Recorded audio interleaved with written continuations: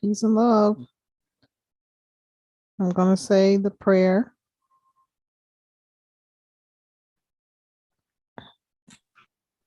Peace and love.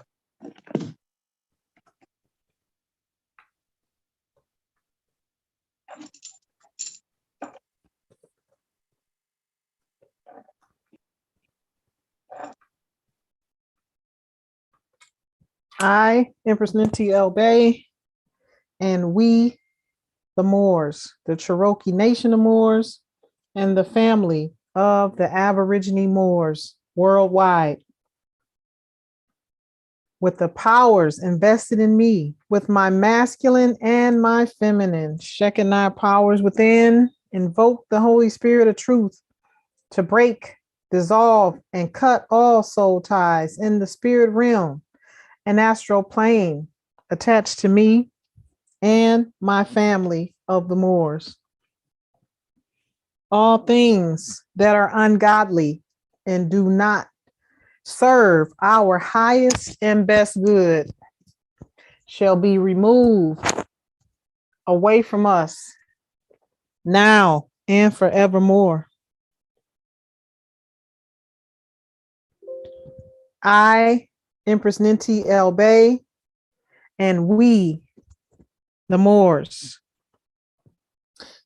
Moors meaning Asiatic inhabitants, Aborigine, indigenous inhabitants of the world. We cancel, remove, destroy all altars made in our image and likeness, all black candles being lit in our names and in our images and likenesses. The negative energy and wicked spirits go back to their source. I, Empress Ninti El Bey, and we, the Cherokee Nation of Moors and Aborigine Moors worldwide, cancel, remove, and destroy all altars made in our image and likeness, in my image and likeness, in the image and likeness of the Moors. I, Empress Ninti El Bey, Cherokee Nation of Moors, Aborigine Moors worldwide of the Aborigine Moors Empire. We cancel, remove, destroy all altars, witchcraft dolls, candle altars, black candles made in our images and likenesses. We cancel them and revoke them and send them back to their source 100 million fold. I, Empress Ninti El Bey, and we, the Cherokee Nation of Moors, and the Aborigine Moors worldwide, cancel, remove, and destroy all altars, all witchcraft dolls, all witchcraft altars and candles made in our image and likeness. We revoke all black candles made in our image and likeness and in our names. All wicked, black, dark energy goes back to the source, their leaders, their families, their comrades. It goes back to them 100 million fold. They shall pay for past, present, new, and old. I, Empress Ninti El Bey, and we, the Moors. Moors meaning Asiatics all around the world, the family of the Asiatics, indigenous, Aborigine population of the world. I, Empress Ninti El Bey, and we, the Moors, break, remove, destroy all rituals that have been brought against us in the astral plane, spirit realm, and on this physical plane. All spells, curses, hexes, rituals are now bound up, destroyed, and sent back to its senders forever. I, Empress Ninti El Bey, and we, the Moors, all of the Asiatics, the family of the Moors, the Aborigine around the world, We break, remove, and destroy all rituals that have been brought against us in the astral plane, spirit realm, and on this physical plane.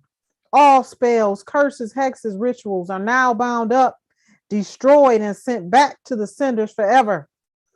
I, Empress Ninti El Bey, and we, the Aborigine Moors, Asiatics all throughout the world, break, remove, and destroy all rituals that have been brought against us in the astral plane and spirit realm and on this physical plane. All spells, curses, hexes, rituals are now bound up, destroyed, and sent back to the senders forever. I, Empress Ninti El Bey, and we the Moors cut, sever, destroy all spiritual agreements and contracts that we have been entered into knowingly or unknowingly that has hindered the Moors, has hindered the Asiatic population, the Aborigine Moors, indigenous inhabitants throughout the world. We cancel them. We revoke them. We sever them. We destroy them. All things that have hindered us, that has hindered all Asiatics, all Aborigine Moors throughout the world, has hindered my life, my family's lives, past, present, and future. We revoke it, cancel it, destroy it, and sever it, and send it out into the abyss, never to return again.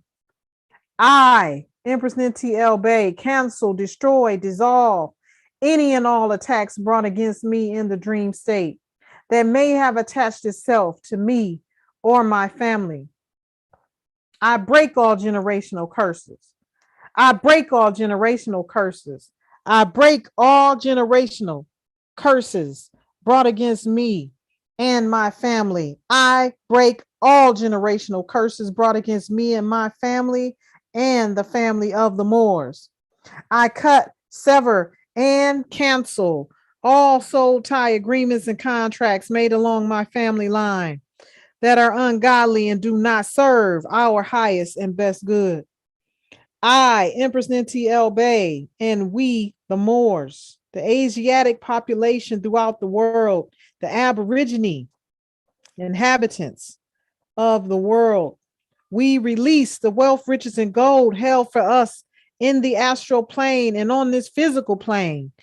Let it rain down and bring it into our palms right now into the physical manifestation. I, Empress Ninti El Bey, and we, the Moors, the Asiatic population throughout the world, release the wealth, riches, and gold held for us in the astral plane and on this physical plane.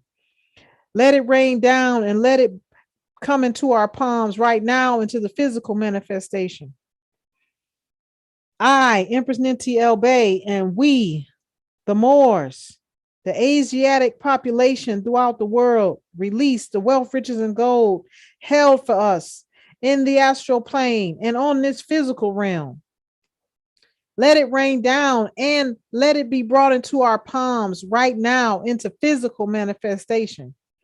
I, Empress Ninti El Bey, and we, the Moors, Cherokee Nation of Moors, Aborigine Moors of the Aborigine Moors Empire, Americanus Empire Resurrected, declare that all beings sitting in our seats of power shall resign, be removed with no more opportunities to repent for their sins against us, against the Most High, Elohim's words, the Most High Creator's words, and the Aborigine Moors, landlords of the land of Mu. I, Empress Ninti El Bey, and we, the Moors, declare that all imposter fiduciaries, trustees, and beneficiaries of the U.S. Corporation, all political bodies within, all states, all municipalities, all counties, all cities, all political bodies within that have been over our vast estate in the Americas and worldwide shall be removed and turn the keys over to the proper descendants in line in due course, the true holders in due course of the White House, of Buckingham Palace, of the governments of the world. All those secret societies holding on to our words left by our ancestors who left us the teachings and instructions for us to rule again, for us to continue how we have ruled for thousands of years. Those that are holding on to our words left by our ancestors, our hidden culture, our knowledge, our connection to our cosmic and earthly creators, they shall be punished. Our ancestors left us those inheritances, those teachings, those instructions. These violating impostors must correct their wrongs, or else all violators and their heirs and their children shall be punished pursuant to our laws of the Aborigine Empire of the New America, the Aborigine Charter, all Black nobility families, all secret societies, Boule, Illuminati, all those that continue to perpetuate fraud shall be punished. Their children's children shall be made to pay back their forefathers' debt. To we, the true heirs, the Aborigine, the righteous imperials and royals of the land. I, Empress Ninti El Bey, declare that all these imposters, these frauds that have been sitting in our seats of power unlawfully, putting their pale-faced namesakes up to the task of doing their dirty work, they shall pay for past, present, new, and old. I declare that their lineages, their heirs, shall pay the debts of their forefathers. They shall pay pursuant to the Aborigine Moors Charter and Fee Schedule. And their heirs again and again and again shall pay and shall be cursed and be made to continue to pay back their forefathers' debt to we, the true heirs, the Aborigine Moors, and our heirs in perpetuity, so on and so on and so on to infinity. So it is, so it is, and so it is. I yield for the next noble. I, Noble Bernard Miguel L. Bay, and we, with the powers invested in me, my masculine and my feminine, shaking our power within, from the Holy Spirit of truth, break, dissolve, and cut off soul ties in the spirit realm and astral plane that attach itself to me and my family of the Moors that are ungodly, do not serve our highest and best good. I, Noble Bernard Miguel L. Sha'er Farrakhan Muhammad Shwandi Ali Bey, and we cancel, remove, and destroy all altars and images, all altars made in our image and likeness and our likeness. I, Noble Bernard Miguel El Sha'er Farrakhan Shwandi Ali Bey, and we break, remove, and destroy all rituals that have been brought up against us in the astral plane and spirit realm. All spells, curses, hexes, and rituals are now bound up, sent back to the descendants forever. I, Noble Bernard Miguel El Sha'er Farrakhan Muhammad Shwandi Ali Bey, and we cut, sever, and destroy all spiritual agreements and contracts, all spiritual agreements and contracts that we have entered into knowingly, unknowingly, that has hindered the Moors' lives, families' lives, past, present, and future. I cancel, destroy, dissolve any and all attacks brought against me in the dream state that may have attached itself to me and my family. I break all generational curses. I break all generational curses. I break all generational curses brought against me and my family, the Moors. I cut and sever and cancel all soul tie agreements and contracts made along my family line that were ungodly and do not serve our highest and best good. I, Noble Bernard Miguel El Sha'er Farrakhan Muhammad Shwandi Ali Bey, and we release the wealth, riches, and gold health for us in the astral plane. Let it rain down to our palms, let it rain down to our palms, let it rain down to our palms in the physical manifestation. I, Noble Bernard Miguel El Sha'er Farrakhan Muhammad Shwandi Ali Bey, and we, the Moors, declare that all beings sitting in our seats of power should resign, and be removed, and we do not accept the repentance. We do not accept the repentance. We do not accept the repentance of their sins against the Most High Elohim's words and the Aboriginal Moors, landlords of the land of Mu. I, Noble Bernard Miguel El Shaddai Muhammad Shuan de Ali Ben, we declare that all imposter fiduciaries, all imposter fiduciaries, trustees, and beneficiaries of the U.S. corporation and all political bodies within that have been over our vast estate in the Americas shall be removed and turn over the keys to the White House and Buckingham Palace to the Moors. All those secret societies holding on to our words left by our ancestors and our lost books and hidden culture and knowledge of our connection of our cosmic earthly creators. Our ancestors who left us an inheritance and teachings and instructions. These violating impostors must correct their wrongs, or else all violators shall be punished for swearing to the Aboriginal Moors Charter and fee schedule, and their heirs and their children, their heirs and their children, their heirs and their children shall be cursed to be made to pay back their forefathers' debt to we, the Aboriginal Moors and our heirs only in perpetuity, and so on to infinity. So it is. So it is. So it is. Ashe, Ashe, Ashe, wow. So it is, so it is, so it is. Ashe, Ashe, Ashe, wow. So we have to say it one more time. Okay. You want me to say it or you want to take it? You can say it. Okay. I, Noble Bernard Miguel El Shaddai Muhammad Shuan de Ali Bey, and we, the powers invested in me, my masculine and my feminine, shaking our powers within, invoke the Holy Spirit of truth to break, dissolve, and cut all soul ties in the spirit realm and astral plane that would attach itself to me and my family, the Moors that are ungodly and do not serve our highest and best good. I and we remove, destroy all altars made in my image and likeness and our image and likeness. I, Noble Bernard Miguel El Shaddai Muhammad Shuan de Ali Bey, and we break, remove, and destroy all rituals that have been brought up against us in the astral plane and the spirit realm. All spells, curses, hexes, and rituals are now bound up, destroyed, and sent back to the senders forever. I, Noble Bernard Miguel El Shaddai Muhammad Shuan de Ali Bey, and we cut, sever, and destroy all spiritual agreements and contracts that we have entered into knowingly and unknowingly that has hindered the Moors' lives, my family's lives, past, present, and future.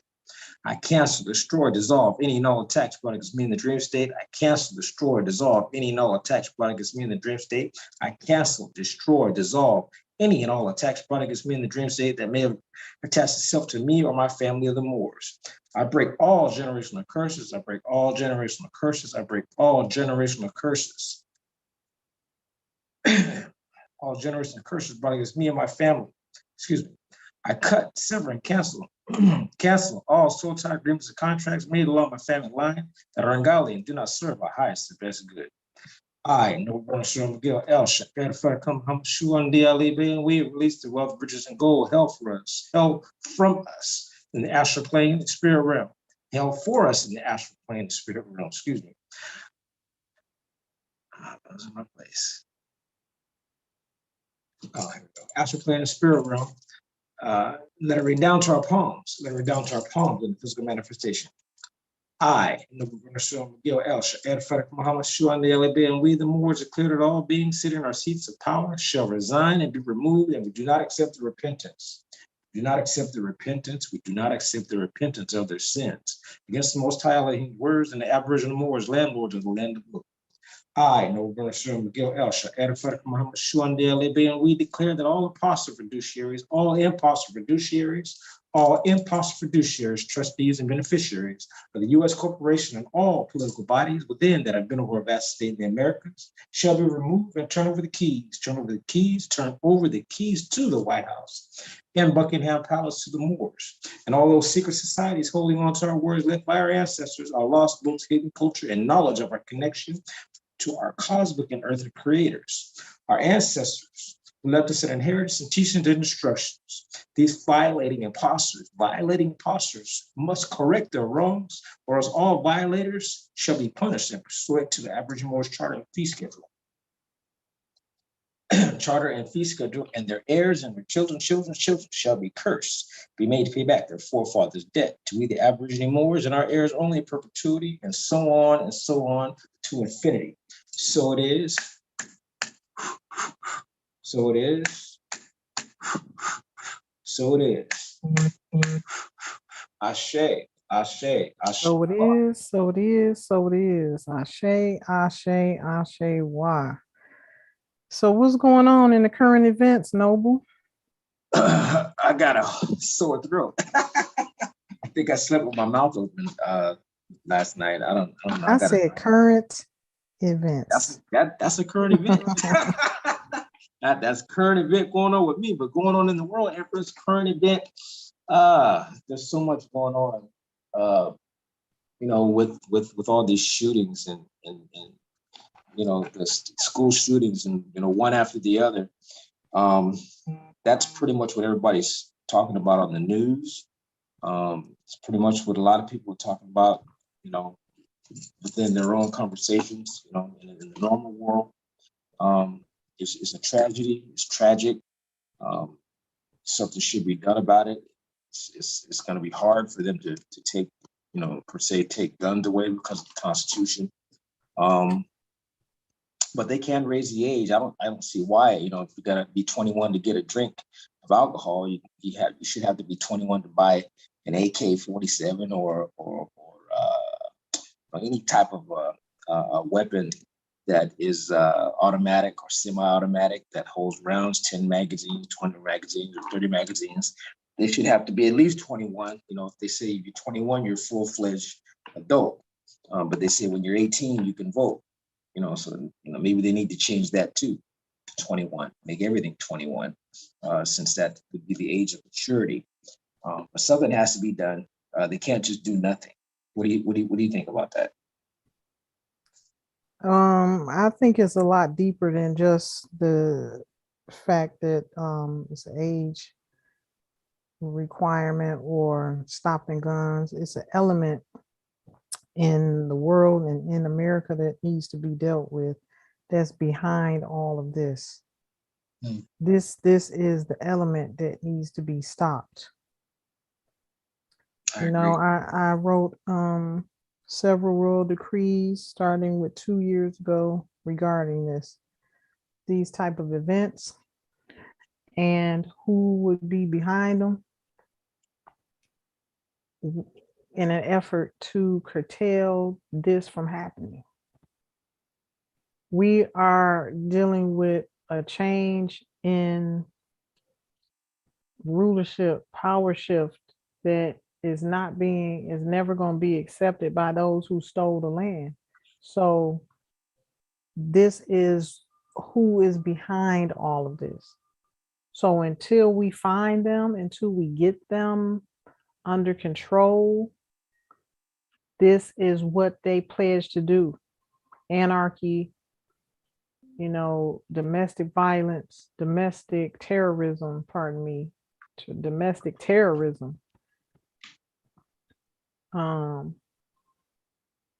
rioting, all of these things that cause anarchy in America.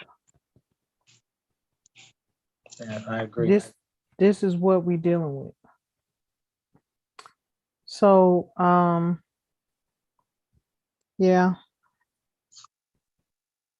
this is what I've been working on every day to get to the bottom of it. You have to get to the root cause and the source of everything.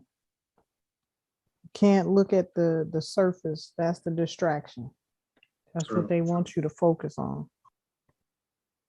But why would they want to? Why would they? I mean, I know why, but it's just tragedy and tragic that they would create such a distraction. Fear. And take the lives of some innocent children. Fear. They want to invoke fear. They want to invoke unrest. And who knows what their motives, far beyond that. But I do know. Because those type of things have been going on in our communities. And when I say our communities, I mean the communities of so-called quote unquote African American or Black. That's been going on, since way beyond the 70s and 60s, maybe in the 50s. that was going on, and so now it's coming to a head, and everybody's, want to make all these changes, but how come they don't want to make changes? For instance, when I was a child, you know, I seen somebody get shot, and it's in 85th Village in Oakland, California, when I was a child. So this has been going on for a long time, and now they want to start, worrying about it. It's a shame that there's, more innocent children are being killed, but it's like, they should make an example of those sheriffs and officers that refused to go inside the building when, the shooting was going on. This is what I heard on the news, that the shooting was ongoing, and then they're refusing the parents to go in to get their children, instead of going in and getting the person that was doing the shooting. They were keeping the parents out and putting handcuffs on them in the outside of the building. That's not going to cut it. Something needs to be done with those who, and then they turned around and lied and made up a story about what the police were doing and how they were pursuing and who was doing the shooting. That person that made up that lying story, he should have his head dealt with as well. He should be dealt with as well, with the law. I don't want to say too much here, but, because I'm kind of a little bit upset about that, because it could have been any one of our children. It could have been any school. But then again, like I said, this has been going on for a while. A shame that it had to happen and take so long for them to speak on it and put it in the headlines, because there's a lot of schools that didn't make headlines and that still haven't made headlines. I'll just rest on that.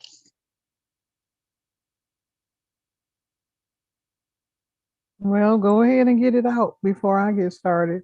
Nah, well, I get too emotional. I'll just let it rest there, and let you take it from there.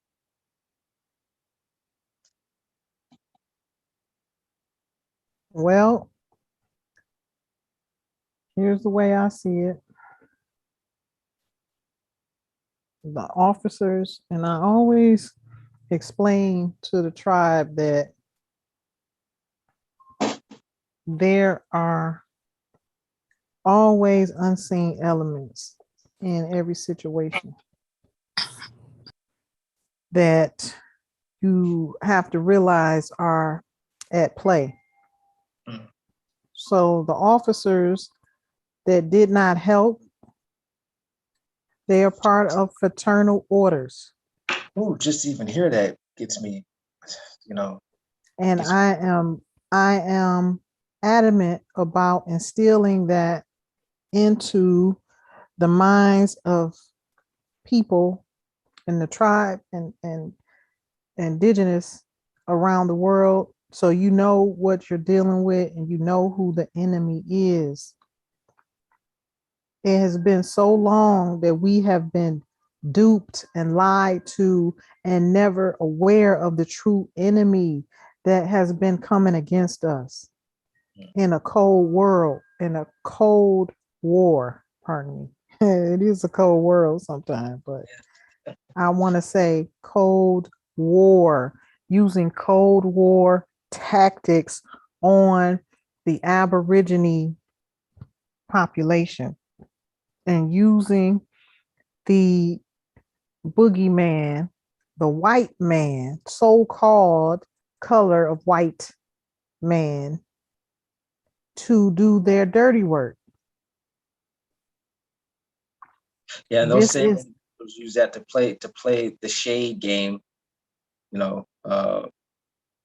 Shade game. I mean, there's just 16 shades of light, there's 16 shades of the darkest, the lightest, the light, and they use that game to plot us against each other. Man, that's it's just I don't know. I'm speechless. It all has been one big lie and one big illusion. And we have to really own up and take responsibility for finding out and knowing what is going on around us. Quentin, what do you have to say to this commentary? Peace and love. I just got on. I'm catching the back end of what y'all was discussing. Can anyone like this Current give me a events. little? Current events. The shooting. Oh, School. I think that was set up. There's no way that somebody with an AK can pass 3 cop vehicles and they don't find that suspicious. Walk into a school and y'all don't have no security guards, and it take them that long to get to the school. I just find something don't sit well with that. I don't believe he just went in there and decided to shoot up, these children. Like, out of all the children that were in there, he went to a particular area to do this stuff. I think it's a lot of Illuminati behind this. Sacrifices. Somebody did some research on schools that are insecure because Mm-hmm. because when I went to school, and the first school that got fences around it, and it looked like a prison, but that turned out to be one of the baddest schools, meaning one of the best schools in the nation, top in the nation as sports wise, and that was Logan High School in Union City.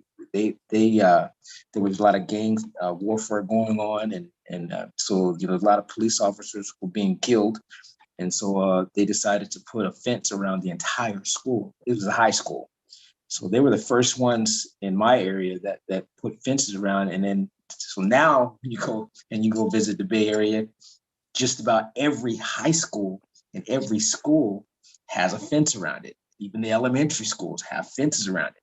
So you know, and some of them have security officers. Some of them have at least one police officer.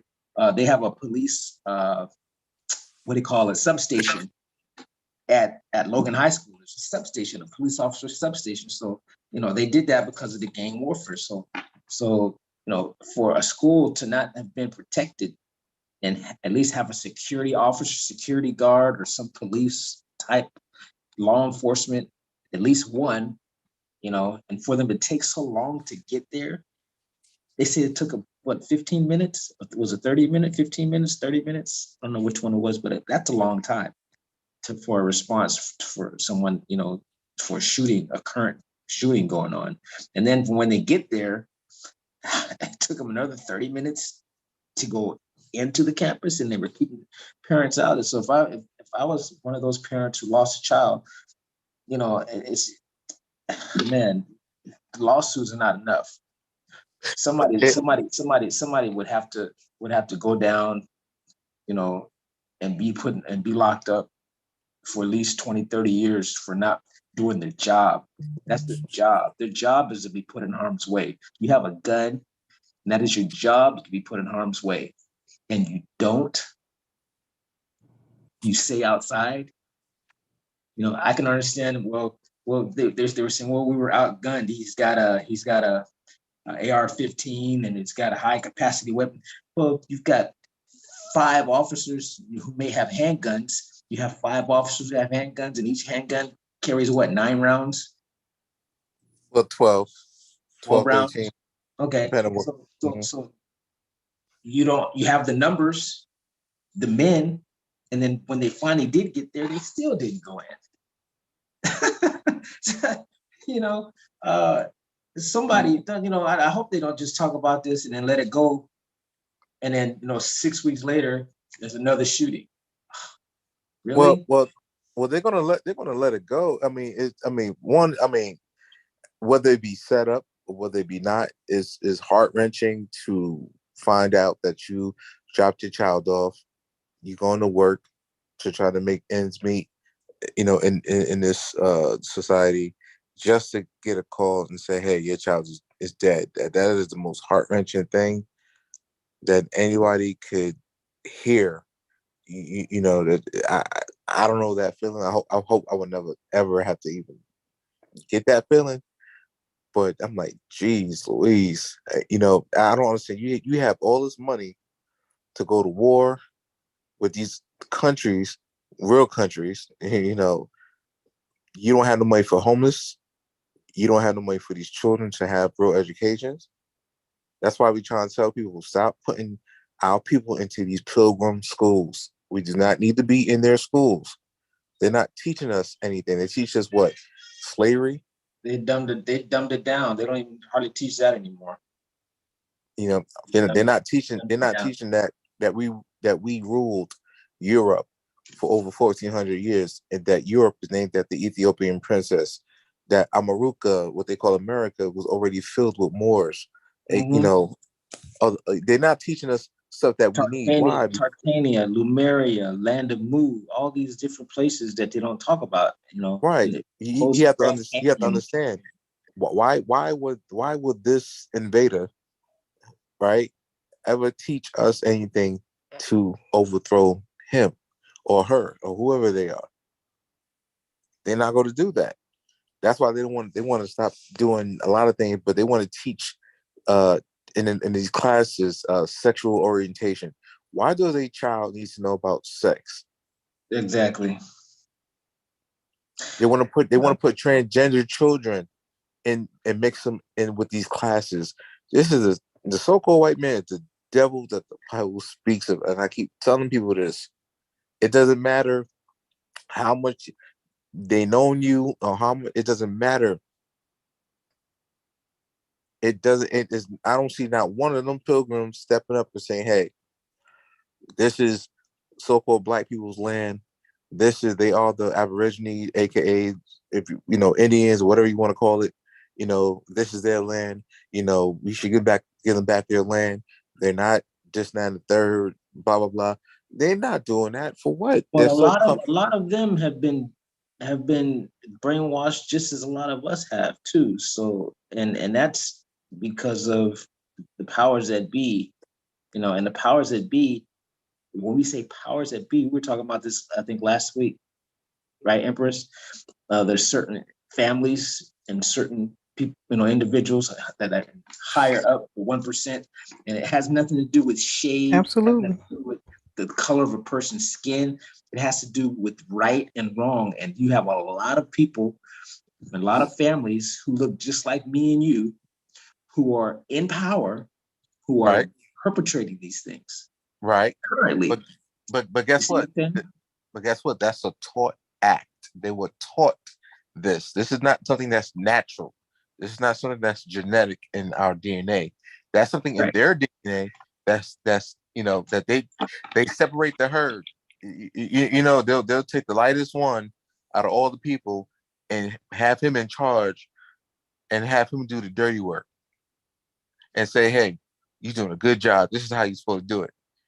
And now they take that and they transfer it to generations and generations. And so you have a division. I would say that those would be the descendants of Jacob, aka Yaqub. Jacob in the Bible, Yaqub in the Quran. Mm-hmm.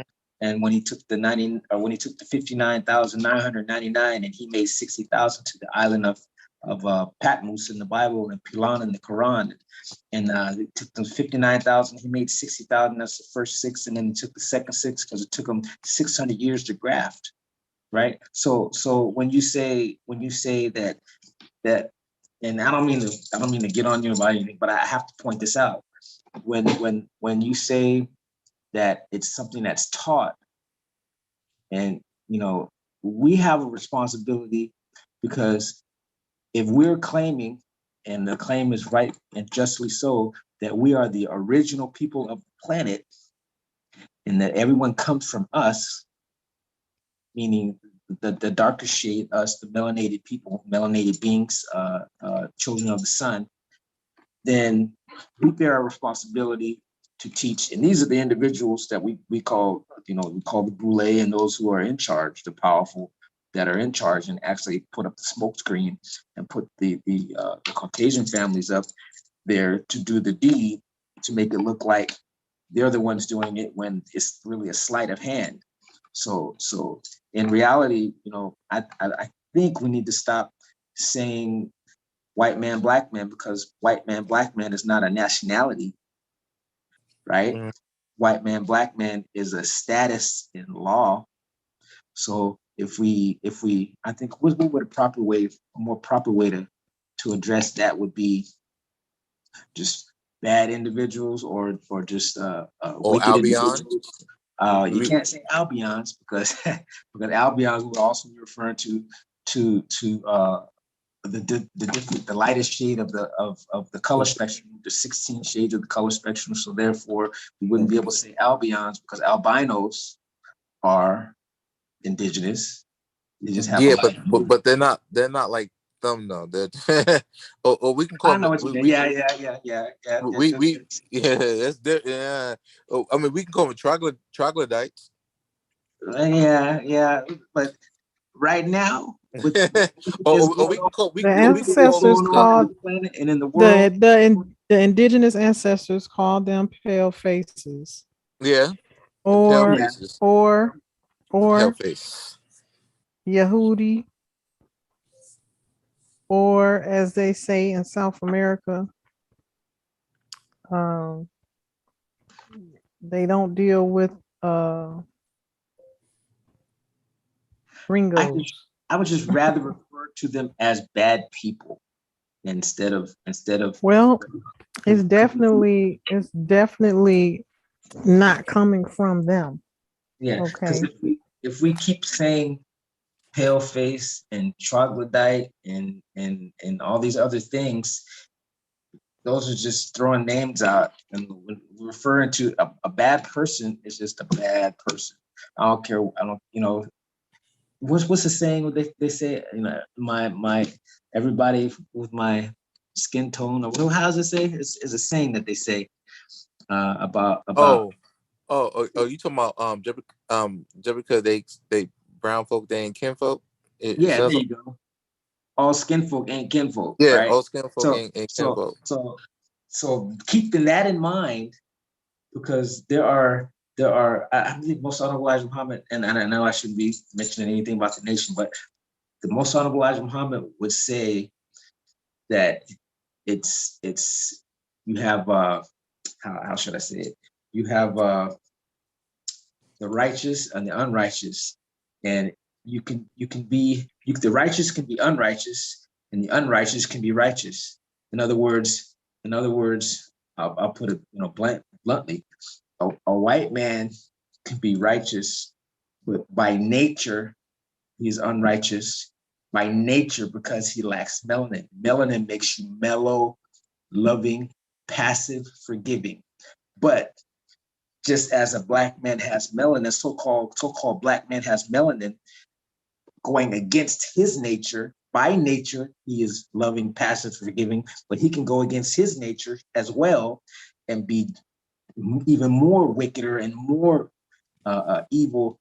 And then he said, those who have melanin and go against their nature are the most wickedest people on the planet, because when melanin comes to a boil, and if it's not controlled and they're acting against their nature, he's also a devil. So he called the white man a devil, and he called the black man a devil. And then he said, stop calling the white man devil, because a black man is even a worse devil going against his own. Now, Yeah, That's what I the agree. Most Muhammad said. I would agree. I will agree to that. But one is done it. One is doing it by natural inheritance, and the other one is doing it by taught inheritance. So I mean, you got good and bad, but whose rap sheet is worse? Whose rap? Ours. Yeah, They we've been learn. They here. learn. Okay, They learn from let me us. They chime learn in. from Yep, us. exactly. Ours Let is me worse. chime in right there. Okay. So that being said, it, everything the Yehudi, the cave dweller, those um RH beings learned, those that came from the European mountains. They learned everything from those that took them out of the mountains. Mm-hmm. Okay, the descendants of those who created them 400 and some odd years prior to them taking them out of the cave unlawfully. They broke the law Mm-hmm. in order to use these individuals, these cave dwellers, who they did call cave dogs because they had tails and they were created from a rhesus monkey, and the one dark skinned ones were created from the chimpanzee. They were created after the beings of light came here and from the outer plane, the outer planets. This is Mm-hmm. why they call them grafted beings, because they were created here on this earthly plane. Whereas we came from the most high God, Mm-hmm. which came from and still sits in the outer consciousness of the planet, the planets. Each one of us came from various planets. Some of us came from the same planets. Mm-hmm. I know in my own research, divination, and readings that I came from the first planet of Serpentarius. That's where the first family comes from. This is why I'm doing what I'm doing right now, because that's what my DNA dictates for me to do. Mm-hmm. Everything that a person does, it is according to their programming of their DNA. Mm-hmm.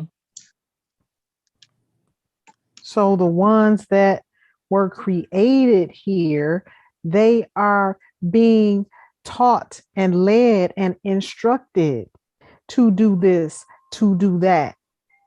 Mm-hmm. They are they're copies of the original. They have to be given orders because otherwise they would never know what to do.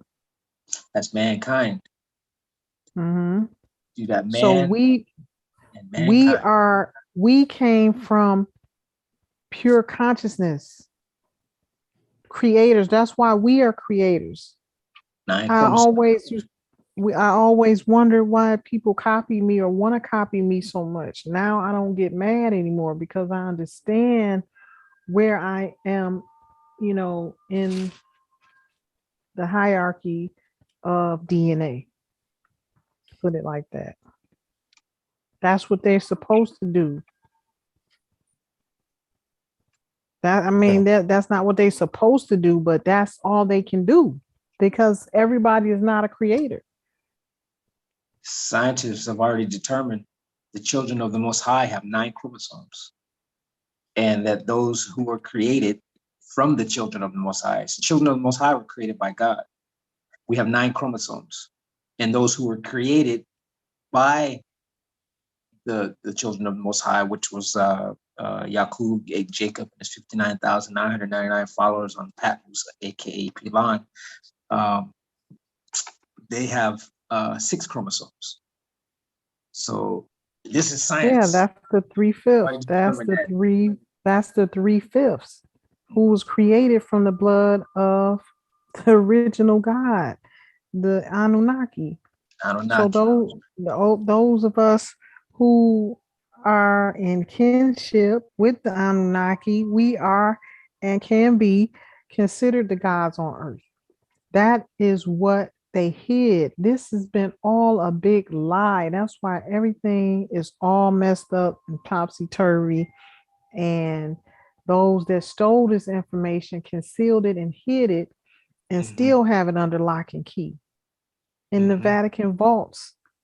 These families who did this, who all of this stuff I have learned is connected and related to what they call the Bible, King James Version, and the fall of the empire. That was all in one family, all those things that happened. And that's why the church and the Vatican and the Pope and all of those entities are connected in such a way that they wanted to conceal and cover up what was in that Bible, because that's connected to the biggest lies and secrets of the world. And so this is what we're dealing with in our day-to-day living for the last 100 years. This is why you talked about earlier, the schools and the teachings that our children are being taught. Everything was purposely and continues to be purposely made a lie to confuse, to derail, and to diminish the most high beings. And that is because you have families, individuals, and members of these families that continue to perpetuate this subliminal hatred and suppression of the rest of the population of Asiatics. My take is that they want to be the power players. They want to be in control. They don't want us knowing that we have the same power as them. They want us to believe in this white man and this boogeyman and have fear. This is what they're trying to invoke right now with these shootings and trying to control and destabilize the population through fear. And they always use the fear boogeyman tactics of the white supremacists. But this is being orchestrated and done and paid for by Black nobility families. I cannot stress that enough. And these officers, these fraternal orders that sat by and arrested people, they're taking orders. This is, see, right now, this is where the rubber is meeting the road, family. This is where you seeing exactly who's who and what's what and who's. These are sleeper cells that's been put in place from a long time ago. I've been telling y'all this. Fraternal orders of police, fraternal order of firemen, fraternal order of paramedics and EMTs. This is their foot soldiers. So of course they're gonna do what they told. They was a part of it. Look, open your eyes. You can see it right there in front of you. You asking the question, why did they do this and why did they do that? I've been instructing you all on how to identify your enemy. Whenever I get something, wherever I'm getting these messages, I'm bringing it to the tribe. So that's that, I'm irritated because you know better. You know what it is. Don't quit being surprised. These people are wicked. Face it. This is what we're dealing with. So where do we go from here?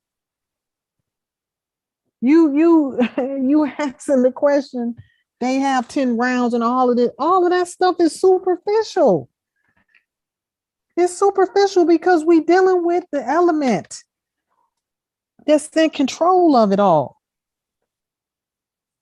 Don't matter. Those little semantics don't matter.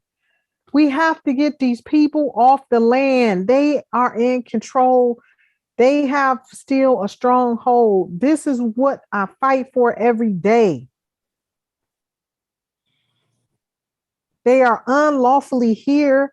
And now that we are coming back into power, they are going ballistic. They are desperate. They still are coming for me every day. I am an heir to an empire that their forefathers and foremothers took down and overthrew and stole the land. I'm just coming into the realization of all of this. Like, why are these people so adamant about getting me, following me, harassing me, stalking me? This is why. So I had to, this is what I want y'all to do.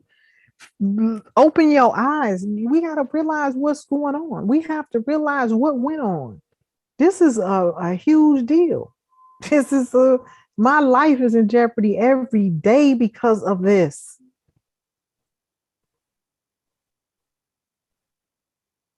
Because of the biggest lie in America that was never told to us. We've been brainwashed. We've been manipulated. These people have armies of sorcerers, okay, doing sorcery against us. Y'all heard of the Committee of 300, Council of Nine? All of these groups have been put together strategically to diminish, to alter our mind and our mental state. And if you have, and this is what they've been doing and still doing it, because this is how they overthrew the empire. They didn't only use physical force, they had the power of the spiritual realm. Thousands of them worked towards this for years before they pulled it off. This is how we fell from grace, the fall of humanity, which this is what I wanted to say when you were talking earlier. The O, the U, and the J did not exist prior to 1909. These people just messed up our whole frame of mind, our whole timeline with illusionary tactics to aim to discombobulate and confuse the rightful heirs to the land. They're not happy right now because we have awakened. One in particular, myself, that I had to wake up out of this dream and this la la land that I was in and really realize this is serious. These people really want to take me out. And my ancestors told me, you need to act like you want to win. Act like you want to win. They don't have superior knowledge. I'm hardwired with the DNA to be able to defeat them. So I had to get myself together as far as what do I need to do? Ancestors, help me. What is going on? That's when they began to show me and help me. You have to have help. And I'm telling y'all this because this is how they could not defeat Haiti. This is how they could not defeat the Cherokee here in North Carolina, because we held fast to our spiritual practices, and that's what they used to overthrow the empire. This is how I defend myself every day. Everything that we knew and were practicing, they stripped us from it because they already knew that was our power base and gave us church, gave us Baptist churches and, Catholic churches, and hid the truth, in the vaults of the Vatican. They don't want you to know who you are. They don't want you to know who your ancestors are and that you are a walking God on this planet and this land is yours. Why you think the Pope recently in the last few years bowing down to the African woman's feet, kissing her feet and stuff? They have astrologers, they have spiritual guides and readers that tell them what's about to happen. They want repentance. They want to be forgiven because they know they done did the people wrong. They know they done effed up.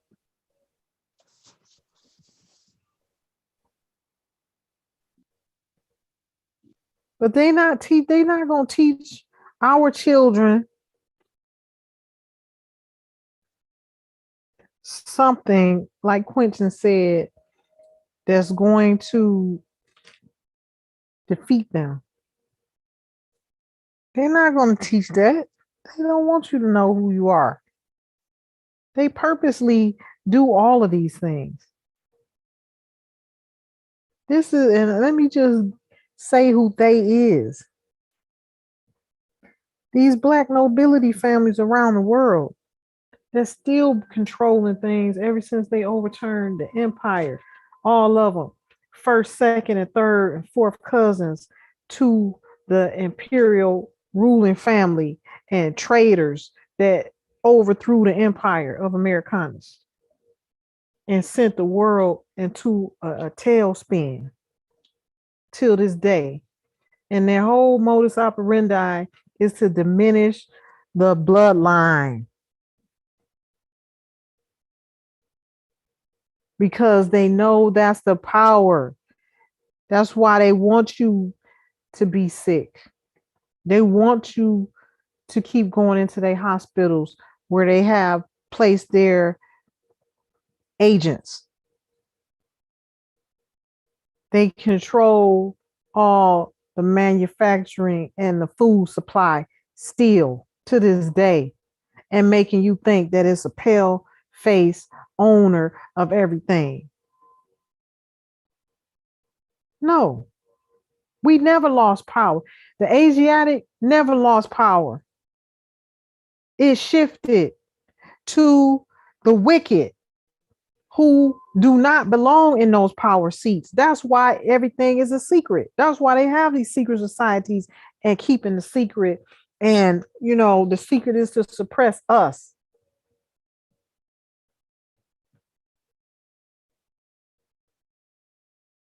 We gotta wake up. We have to realize what's really going on, what's really been going on, and we have to take charge.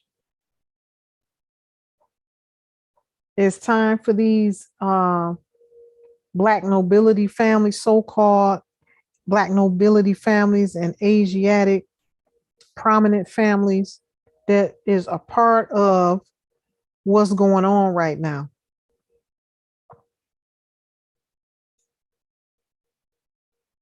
They even suppress some of their own family just so they don't have to share the power.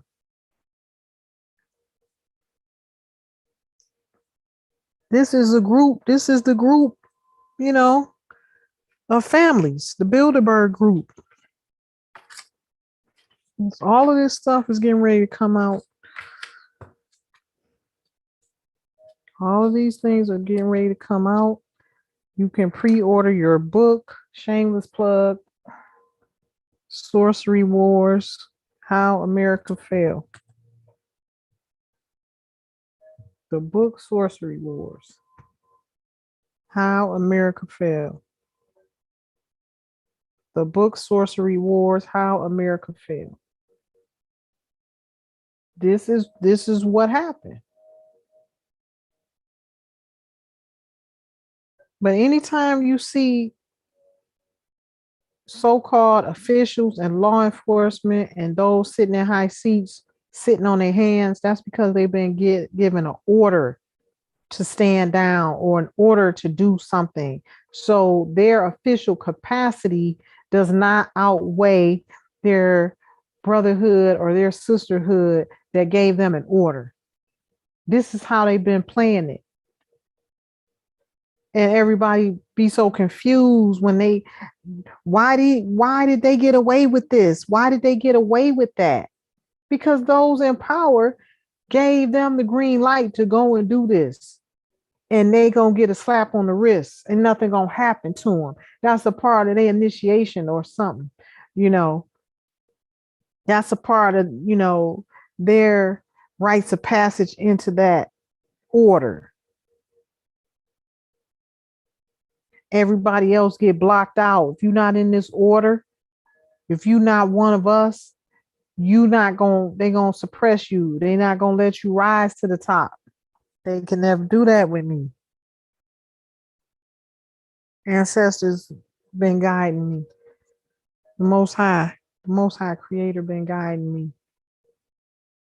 Somebody got to come and turn this ship around and not be afraid to do so.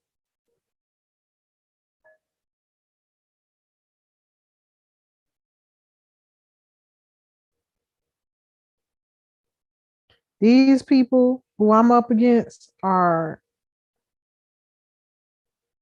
been, I'm not going to say what they are because they are not, but they have been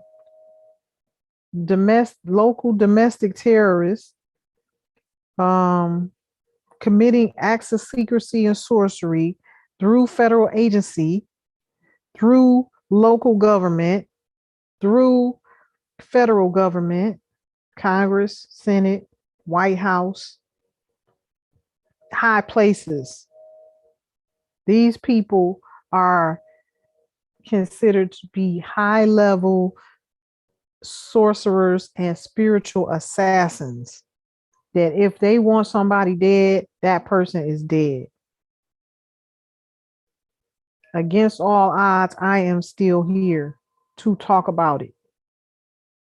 Coming face to face with the Illuminati, the Boule, and the Bilderberg family and Bilderberg group every day. These people are in my bloodline. This is the big secret that I had to learn in my own life.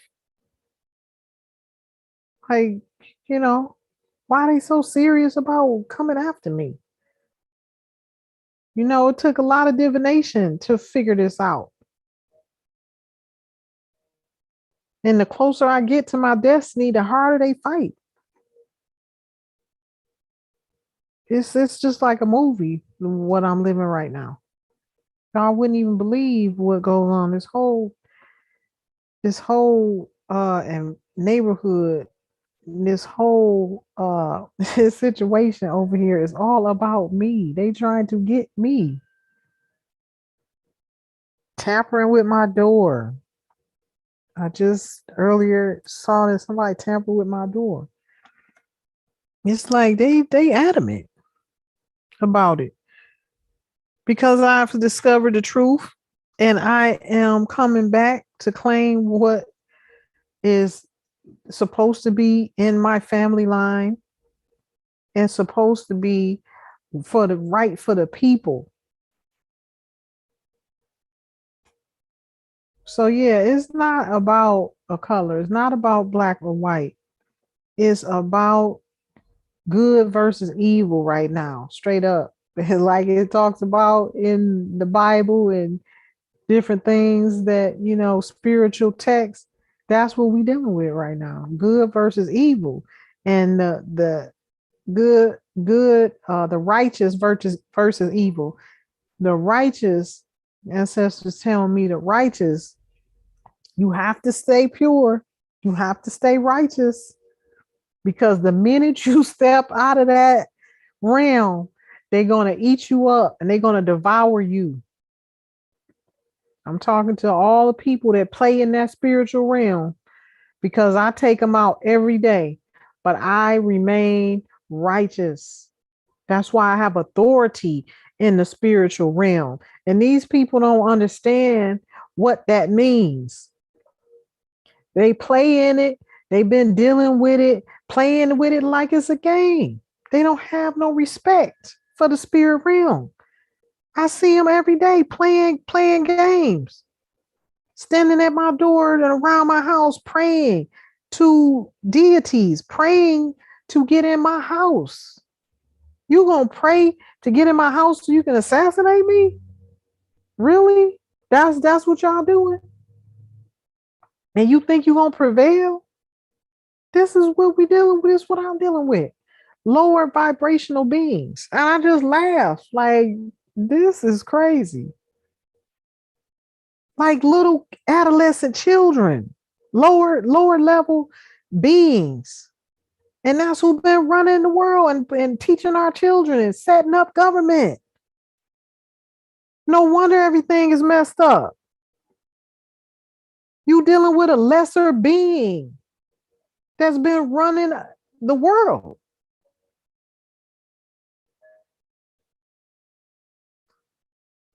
So now what do we have to do? We have to take charge. We have to form our governments. We have to have our own law enforcement and armies on the ground. This is what they trying to hurry up and prevent. They know where I'm headed. Trying to block me from having my inheritance, having what's mine, because they already know. They already know, but they can't get past the spiritual realm with me. And that's where it all boils down to. You have to have your spiritual game tight. If you want to raise to a high level of any type of politics or leadership and sustain yourself, if you don't know that, you ain't going nowhere. If you trying to make big moves like some of the tribal members I have that want to take over this land and take over that land, keep talking about this and that, and ignoring me when I'm telling them, no, you have to hone your skills here in the spiritual realm. Until you do that, it's a moot point. We don't even need to talk about anything else because there's no power behind what you're doing. These people know that. That's why they position all. Once I began down that road and I began to harness my power, that's when they knew they had to try to do something about me. That's why they have armies of spiritual assassins coming for me every day. That's the only thing they respect. Some serious magic and a standing army. Other than that, you ain't talking about nothing. Not if you're going to be a world leader or a leader over land and being able to protect it. Other than that, it's just, nothing for me to talk about or try to help nobody else do. Because I got one job and one job only right now, and that's to see my ancestors' estates through to the end and make all the rights, all the wrongs right and correct. Other than that, I ain't got nothing else to talk about. And as long as I got power of my ancestors, bloodline, and pen, ain't nothing else moving until that gets right. Until they get me right, until this new America, old America, banking system and financial systems get me right, ain't nothing moving. And my ancestors gonna take out anybody that defy my orders. That's where I'm at right now. And all those that's still playing games with our passports and our IDs, and they have full knowledge, they knowingly and willingly being treasonous and seditious, that comes with a price. That is a death penalty.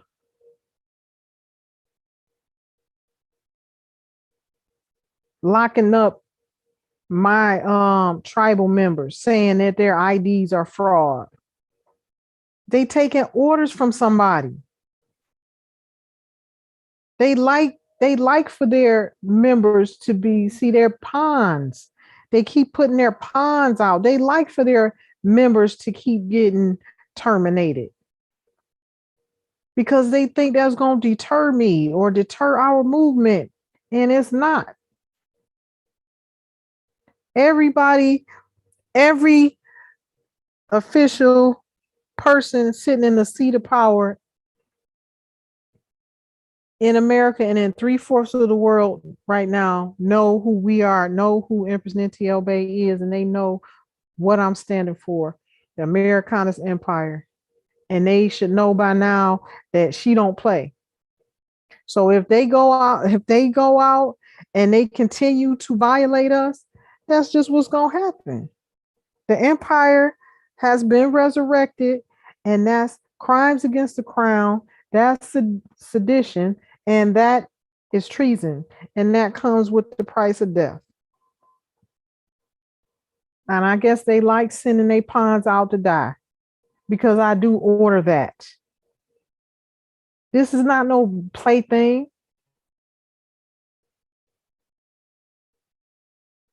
I'm serious. This is serious warfare that I deal with every day. Physical, mental, spiritual, and actual.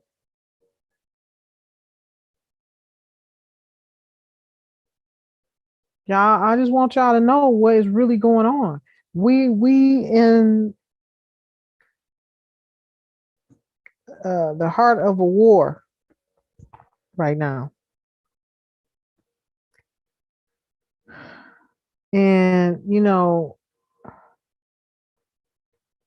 I just be glad when it's over and it's done and I can get the work done. I just want to get us back right the way we're supposed to be. What's right is right. And I don't have any patience anymore to deal with a lot of game playing with these people that's still playing games and stuff when they know full well who I am.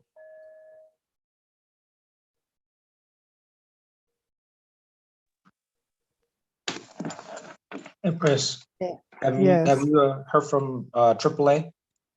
No, I'll text her. She was out though, right? Not that I know When of. you, But as far as I know, the message she sent me, and I sent it to you. She was saying that they took her passport. yeah, that's what I just saw, and that's why I mentioned that. Yeah. But they just, once you become a target, that's the thing. Once you become a target, that's the thing. Do you want me to call any of those numbers? What numbers? The numbers Um, that she said she had she found her phone. I think her phone that she found out was the first number, and then she said she had another phone. She gave another number. oh, okay. Yeah, yeah. You didn't follow up with it yet? Not yet. That just happened It just happened today? yesterday. Yesterday. Okay. Yeah, we got to see. This is where our administration comes in. We have to hold these people accountable.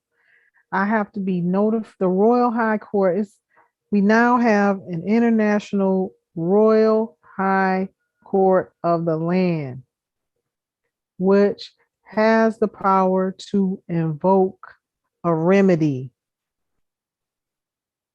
And see, we have to get our numbers up. And this is what they know. This is why they keep trying us. They're going to try to do whatever they can until the end, until they just completely dead and gone. That's what I'm noticing. And they took the oath. They took an oath to the death. So of course they're going to fight us to the death. Even though that person that just denied matriarch, I already had to send something in regarding her. I was trying to harass her the first time some months back, and they had to let her go. That stuff don't apply to us. That's what the notice is in your reclamation. But like I said, these folks have orders, and if they see, and if they're senior, they're higher up in that order, tell them something. Everything official, all their official capacity, oaths and duties goes out the window. That's why you have all these rogue mercenary police that's been killing our people without a blink of an eye. They have to do what they are told to do. This is why it's so dangerous and it is so imperative that they get off of the streets. It's not about not having police. People don't really know what's going on. Yeah, you mentioned We that can oath. form, huh? You mentioned that oath, Empress, and that oath that they took that takes them out of the jurisdiction because it takes it. They give up their U.S. citizenship when they take that oath. So they take that oath, the one that they swear on, and it takes them completely out of the game. That's why I posted that Title 8 U.S. Code 1481 and Title 8 U.S. Code 1101. They're taking themselves out of the jurisdiction, out of law, and they have no jurisdiction over. They have completely no jurisdiction over. That's anybody that takes and swears an oath because they swear that oath to the crown, which is England. Well, it was. It was England. This is why they fighting me because I've taken the crown back. The proper crown belongs in America. So that means they That's it. swear an oath to you. No, that they got an oath to the. Okay, there you go. Yep. now You know what I'm now saying? that They the come right crown back. now that the crown is back in the proper posterity, yes, now they are committing treason when they cut, because that's what the first Right. royal decrees was about. Those Yeah. first royal decrees that I was writing, I was letting them know that they are now committing treason. This empire has now been resurrected. At that time, I didn't know that I was an actual bloodline heir to the crown, but I was moving in the capacity of making things right because that's what I was being compelled to do. Not even knowing that these people was fighting me all along because that I am that heir that can do that. And I didn't know. It's crazy. It's crazy. But now that we know, and now that we know, they in trouble. Oh, they in trouble. Do you They want me in to trouble. call those numbers or both of those numbers to see where it We leads? need name. I had text you. We need names, official capacity, and we need the department. That's all I need to know. And you can follow up and we'll deal with it from there. But it's plain harassment at this point. All entities, all officials, especially law enforcement, know exactly who we are and what that seal means. And anybody that violates it, they have accepted uh they're gonna do it under the penalty of death. I've already established that.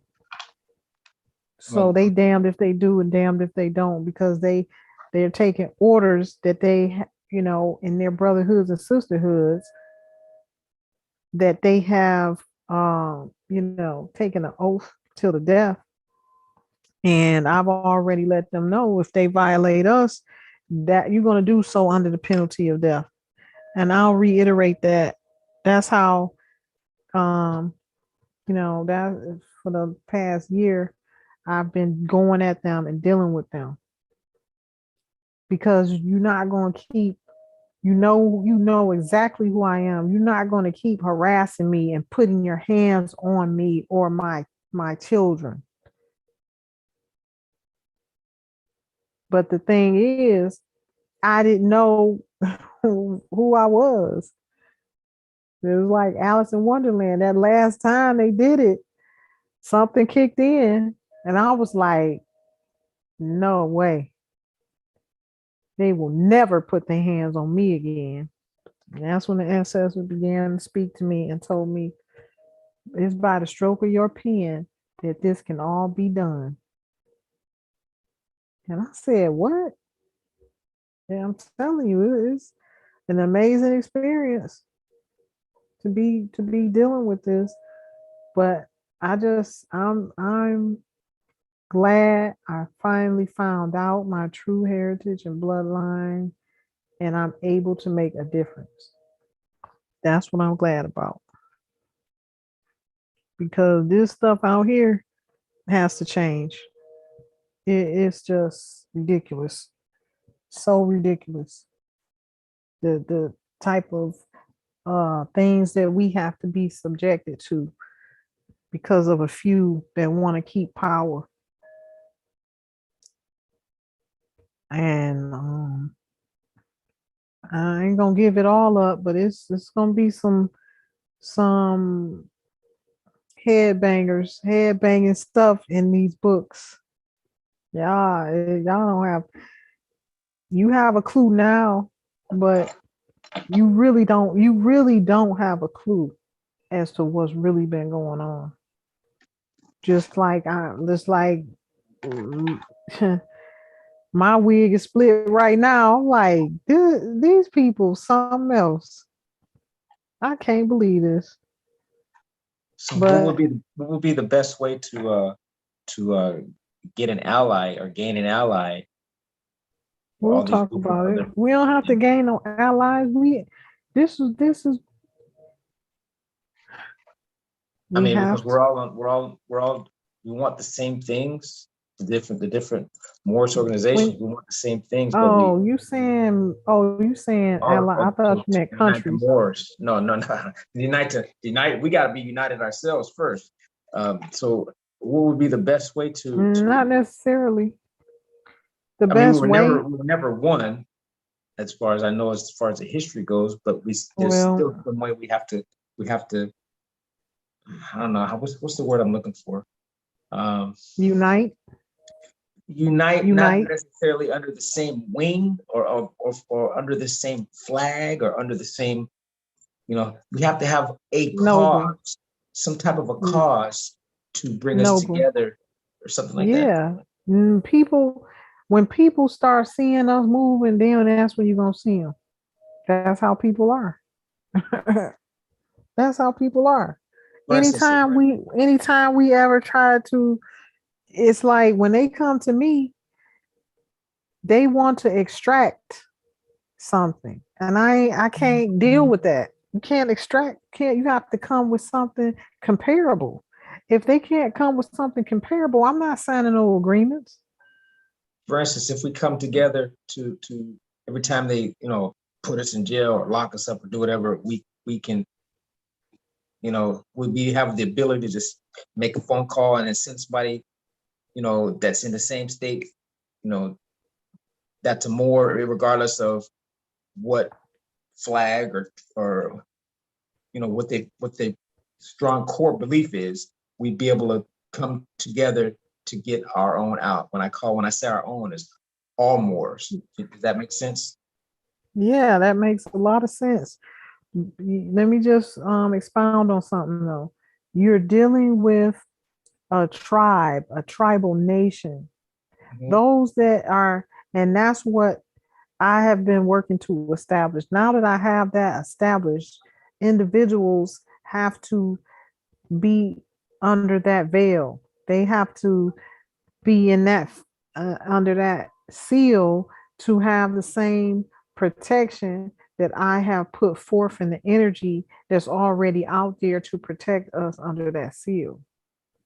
So a lot of times, if a Moor, and a lot of times these Moors convolute all our paperwork together, and it doesn't work Right. because you're not standing on a seal. You're not standing on a private seal. You're standing on all these different things, all these different stances that it looks like you're pulling for straws and you really don't know who you are and what you're trying to do. This is how they look at it in the legal field. You can't give these people all these different arguments, all these different seals and flags and insignia. They don't know who you are. They don't know who your nation or tribe is. You follow me? Right. Yes, I follow.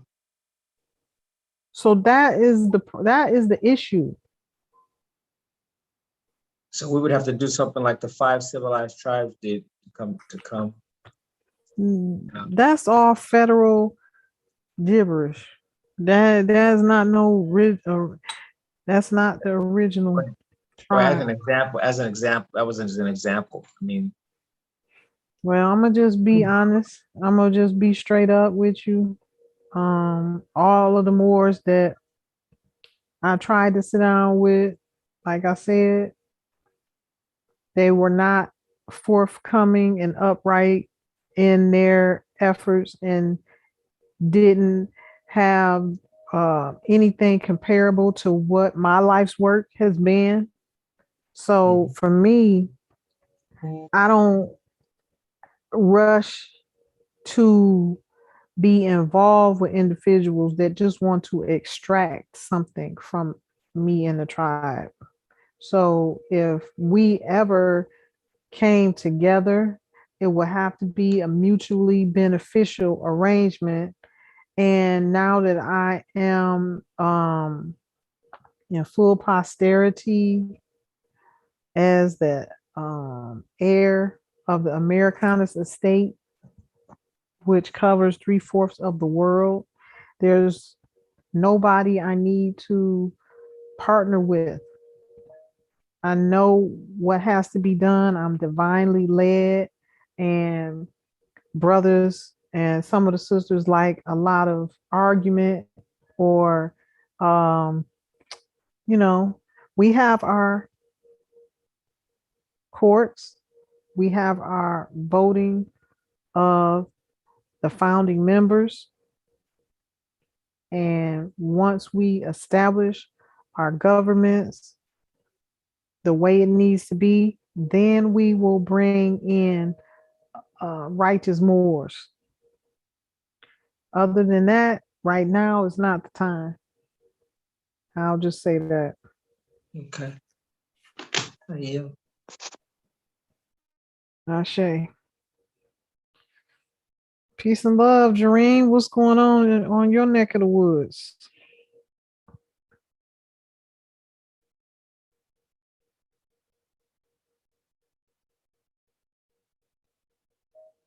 Jareen, you over there asleep? So, Peace and love, Empress. hey, peace and love. You over there sleeping? No, not at all. What's your word for today? My word is peace, love, and prosperity. My few words. I just been Ashe. sitting back. That's all. I'll show you. Okay. So y'all can see the screen right here. It's on. Yeah. So this right here, they did a shooting today also. Tennessee, 17 hours ago or yesterday.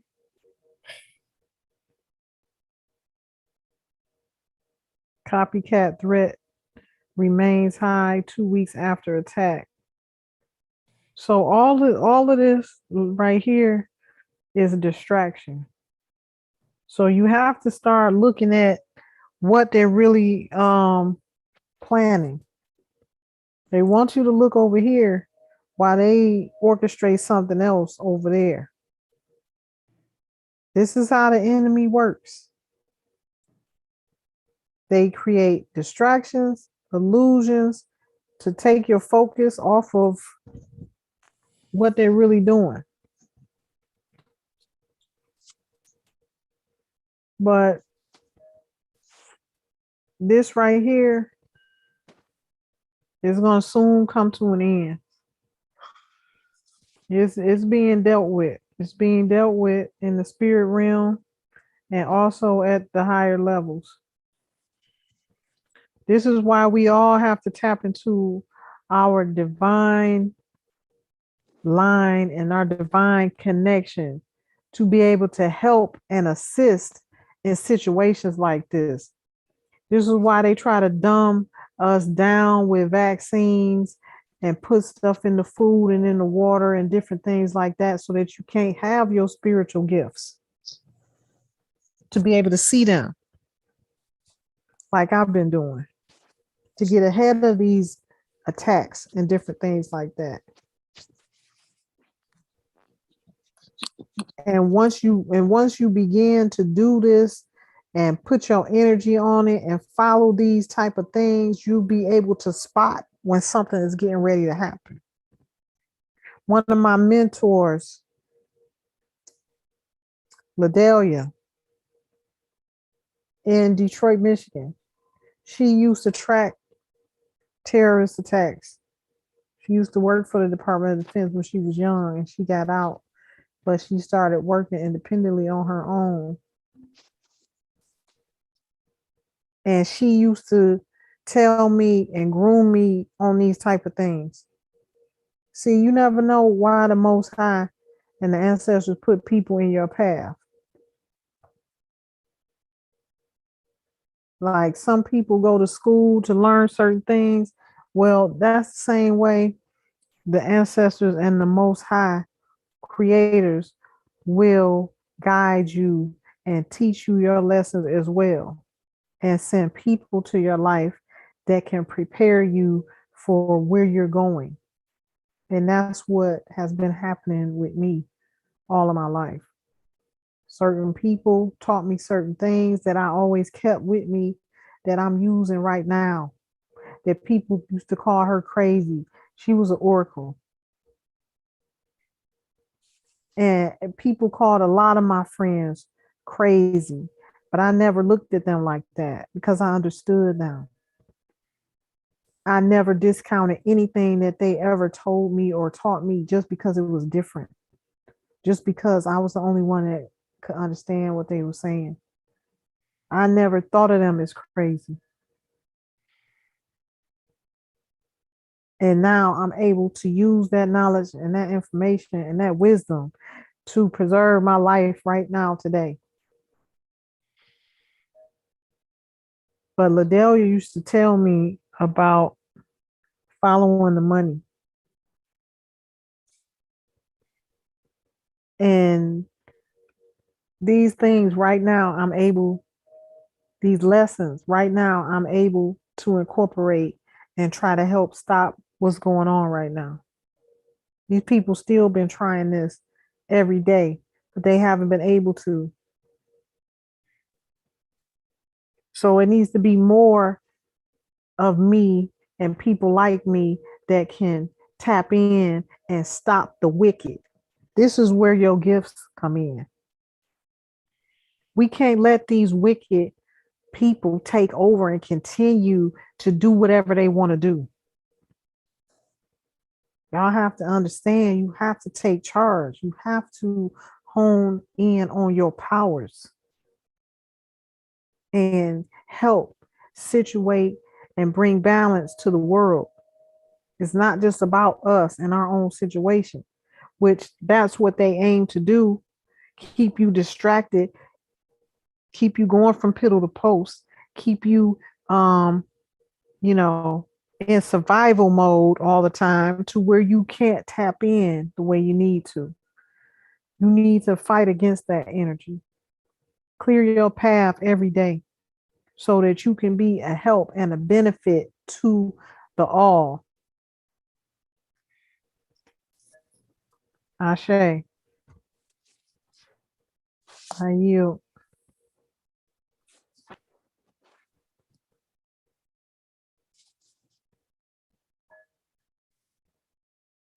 I said, well,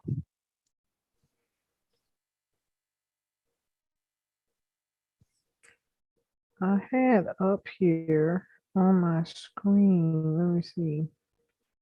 There was a topic that we were talking about. No, I was mentioning what happened to my screens I had. Hold on one second.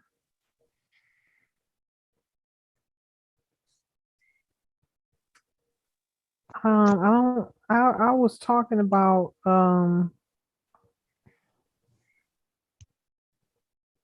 how these people actually have contracts for taking souls, stuff like that. This is a known thing. This is I found some other commentary on that to support what I was getting in the spirit realm.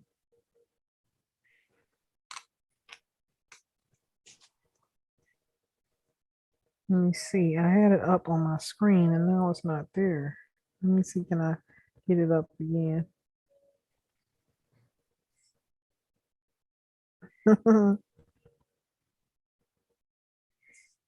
me see.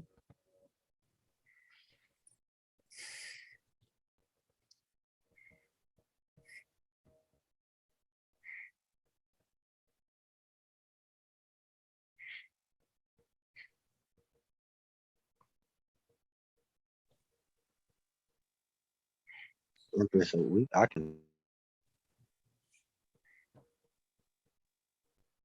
Pardon? I could see it the whole time you were looking. Huh? Oh, you can see it? Okay. Shit. Yeah, that's fine. That's fine. There was a yeah, they actually do this. There is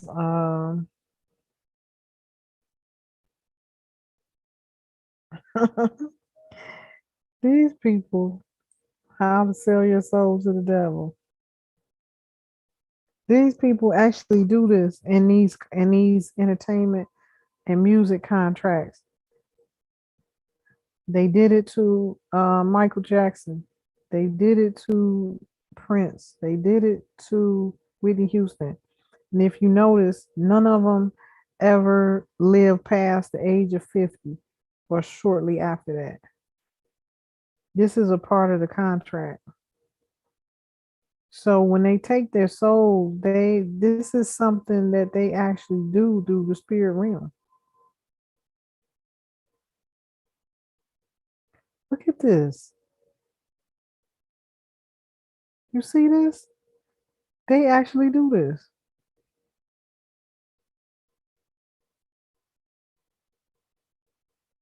Wow.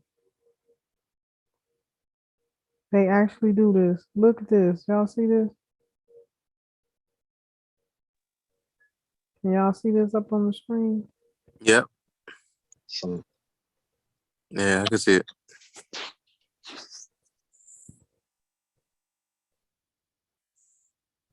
Well, it looks like he hit a home run. This is what these people be doing. Stealing souls.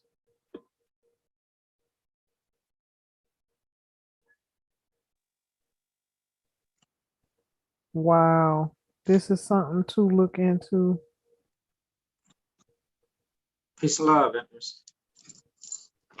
She should be coming on in a few minutes. Okay, good.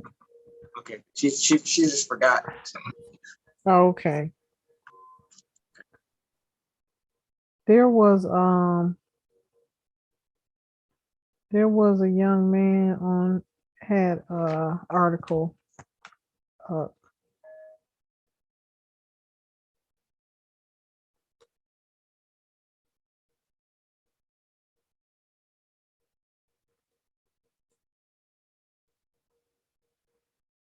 This is like something literal. Like I've always thought of this as, something that was just something people said, but it's a literal thing.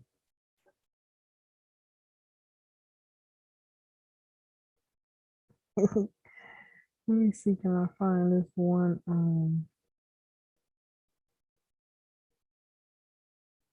Did I read that right? Yeah. How to sell your Submit your application to sell your soul. Jeez.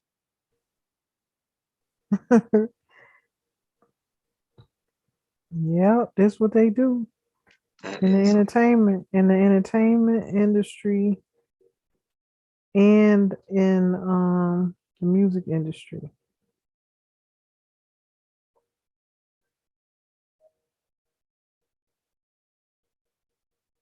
that's nuts. So these people will give them everything and put all this shiny stuff and materialistic things in front of them in an agreement to take their souls. That's how they sell their souls. Also, these priests, for them to be priests and supposed to be um upholding the Bible and the holy text, they don't tell these young men, especially in the music industry today, they don't tell them that all of these things that they waving in front of them and this homosexuality and all these other things that they force them to do is going to come with a price. And if they're really, think about it, if they're really priests for righteousness, why are they not following the law? They do everything in opposite of the law, meaning the spiritual law. because it's not in them. Exactly. It's all a front. They're there to control the people and to have access to people so they can do whatever they want with people. Fool them, deceive them, make them think they're so good and righteous. And the whole time they have divisive plans for them. These people need to die. They need to die off the face of the earth. And messed up all these young men, and you don't see no other group, no other racial group with all this homosexuality except ours, and it be the darkest, burliest, muscle bound brothers who are now feminine. Why is that? What's going on here? Because they want to diminish our bloodline.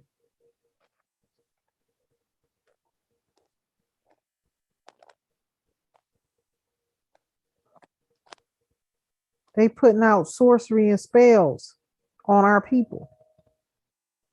This is like something serious. It's especially in the book of Leviticus, it tells you that is an abomination. If a man lie with mankind as he lied with a woman, they both have committed an abomination, and they should surely be put to death, and the blood run upon them. But these policy enforcers, so-called police, they're not doing that because they're not here to protect you. They're only here to protect businesses and code breakers. That's who they're here to protect. So, the law is that if you see this stuff, you must put them to death. And then, in other countries, they put homosexuality to death. If they catch you doing it, they stone you to death, they'll hang you and throw stones at you. They'll beat you with sticks to death. I know they did it in Jamaica. Mm-hmm. And the police locked themselves inside their own police department because it was too many people, and so they was stoning them to death and you just see the Mhm. stones just breaking their skulls and putting holes and everything. It's like, what the? I saw the whole thing on video. I said, whoa, what the? I seen the Jamaican man shoot his own son because he molested a child. Yeah, They don't play that. they don't play that. You know, that's the TV. That's the TV. They watch the TV, and you see these commercials now. You see a so-called black man and a so-called white man, and you see, they flicking their finger like, come here, and they kissing each other, and this is what the children see, and this is what they want them to see, that it's okay to be something that you're not, but you can't speak on it, because if you speak on it, oh, it's a hate crime. No, it's not a hate crime. The Bible tells you that it's an abomination, and you should be put to death, not rejoiced, not to get a slap on the wrist, no, to be put to death, because that is not natural. That is not the order of nature. The order of nature is to reproduce and be fruitful to the Mhm. earth. That's what Yes. being fruitful means, to have plenty of offspring on the earth, legacies on the earth. Okay. Two homosexuals can't produce legacies. And That's how. that's what that's what those who are perpetuating this want. That's exactly what they want. They don't want the Asiatic male to keep producing seed because that's more competition for them. This is the sickness of what we're dealing with these black nobility families, with these 1% that's been behind Bill Gates, that's been behind all Warren Buffett. I can tell you one right. I can tell you one right now. What's his name? Medea dude. Oh yeah. Yep. He ain't the only one. Wesley Snipes have done it. And what's that? What's that movie that they all dressed up like women? It was Wesley Snipes. It was another Hispanic brother and a couple of people. They were dressed like women and stuff like that. It's back in the early '80s. Well, that's what they okay. Now you're talking about the Boule and the secret societies that run the industry. You're talking about Tyler Perry. Mm-hmm. So this is how they allow them to advance. Anybody you see with all of this power and a whole city full of studios, he is playing the game with those that have been in charge, those that are ruling that industry. So, in order to have all of that, you have to have sold your soul in more than one way in your body. That's what the Boule requires. They require that. This they have put a sick twist on everything that was true, righteous, and good that was created by the empire, the imperial family. Those that came into power, you know, um, they squandered everything. This is why they don't need to have the power. This is exactly why um, King David, King David Solomon Maxima of America, who had all the knowledge and information, who was the bookkeeper and the scribe for the imperial first family of Tahuti Maxima. This is exactly why this certain information was not to be in the hands of everybody. Because look what they do with it. Look what they've done with it.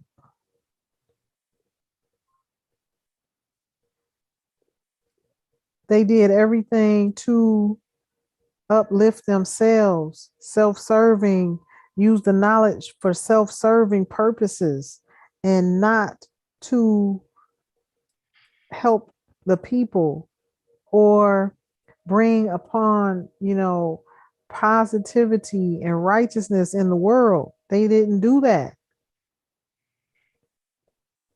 They used superior knowledge to dominate, control, and tear down people and be destructive on the land. And then bring these pale-faced Scots and fake Jews out of the mountains to do their bidding for them, because they were used for laboring. So they use them for laboring, all right,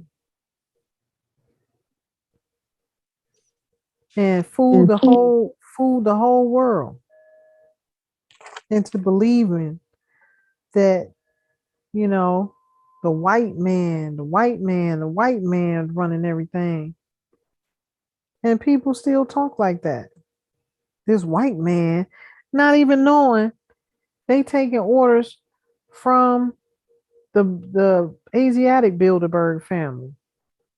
Ain't that something? The Asiatic Palavanici family, the Asiatic Rockefeller family, the Asiatic Rothschild family. Oh, I'm spilling the beans in these books. Just you wait. Like I said, y'all can pre-order the books. It'll be fresh press September 2022. Oh yeah, it's going down. Telling it all. Exposing them. Got to. Okay.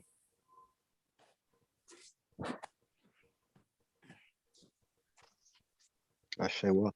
Empress, did you know this do you know who this Galaxy A11 is?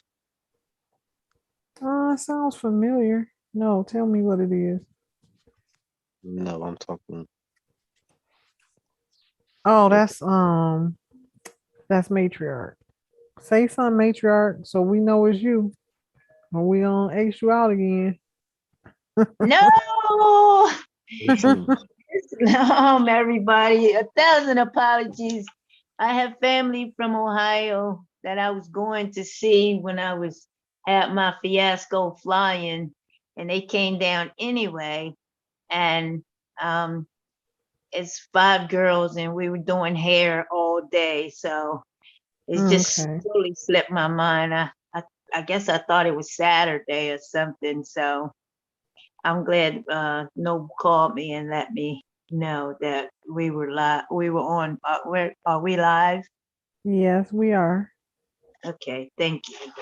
Just wanted to check. Yeah, we are.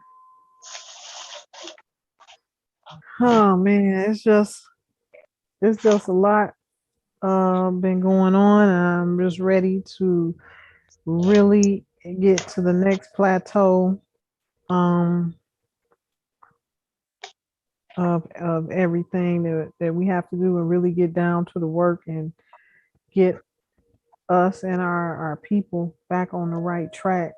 Um these revelations is just blowing my mind to even know or realize what has really been going on, the big secrets that have been kept, and these people die and kill over these secrets that I'm sharing with y'all. And it's for me to share because they can't do nothing to me. And because that's my job and my duty. This right here, what's getting ready to come out, is just something that needs to come out. It's something that, I'm sure a lot of people in high places already been knowing. I remember that president of Venezuela, Hugo, I think that was the name. He came out some years back and he was like, the black people of America own that land. Hugo He, Chavez. yeah, he kept saying it. And he was like, and I don't care if they kill me.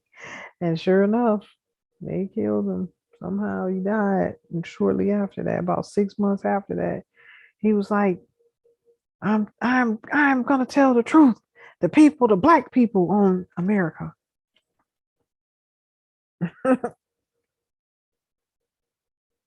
See, but when you come up against this monster, these entities, you gotta be ready. You have to be ready. That's why I be telling the tribe and I be telling all these folks that want to file liens and do all these things that I do. It comes with a price. And if you ain't ready, these people will try to take you out of here.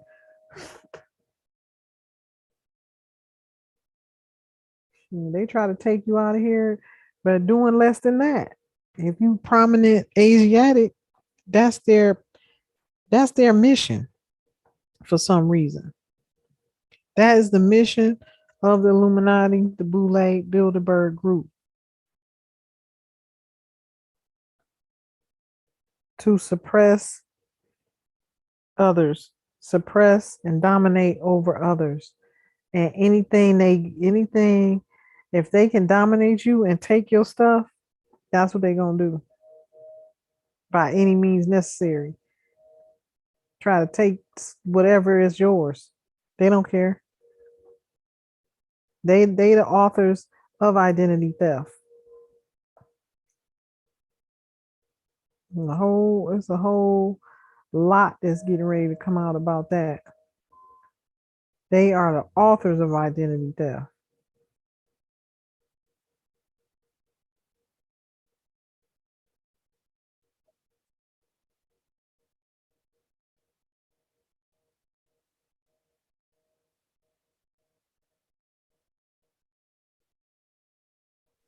Two one fool. Who is that?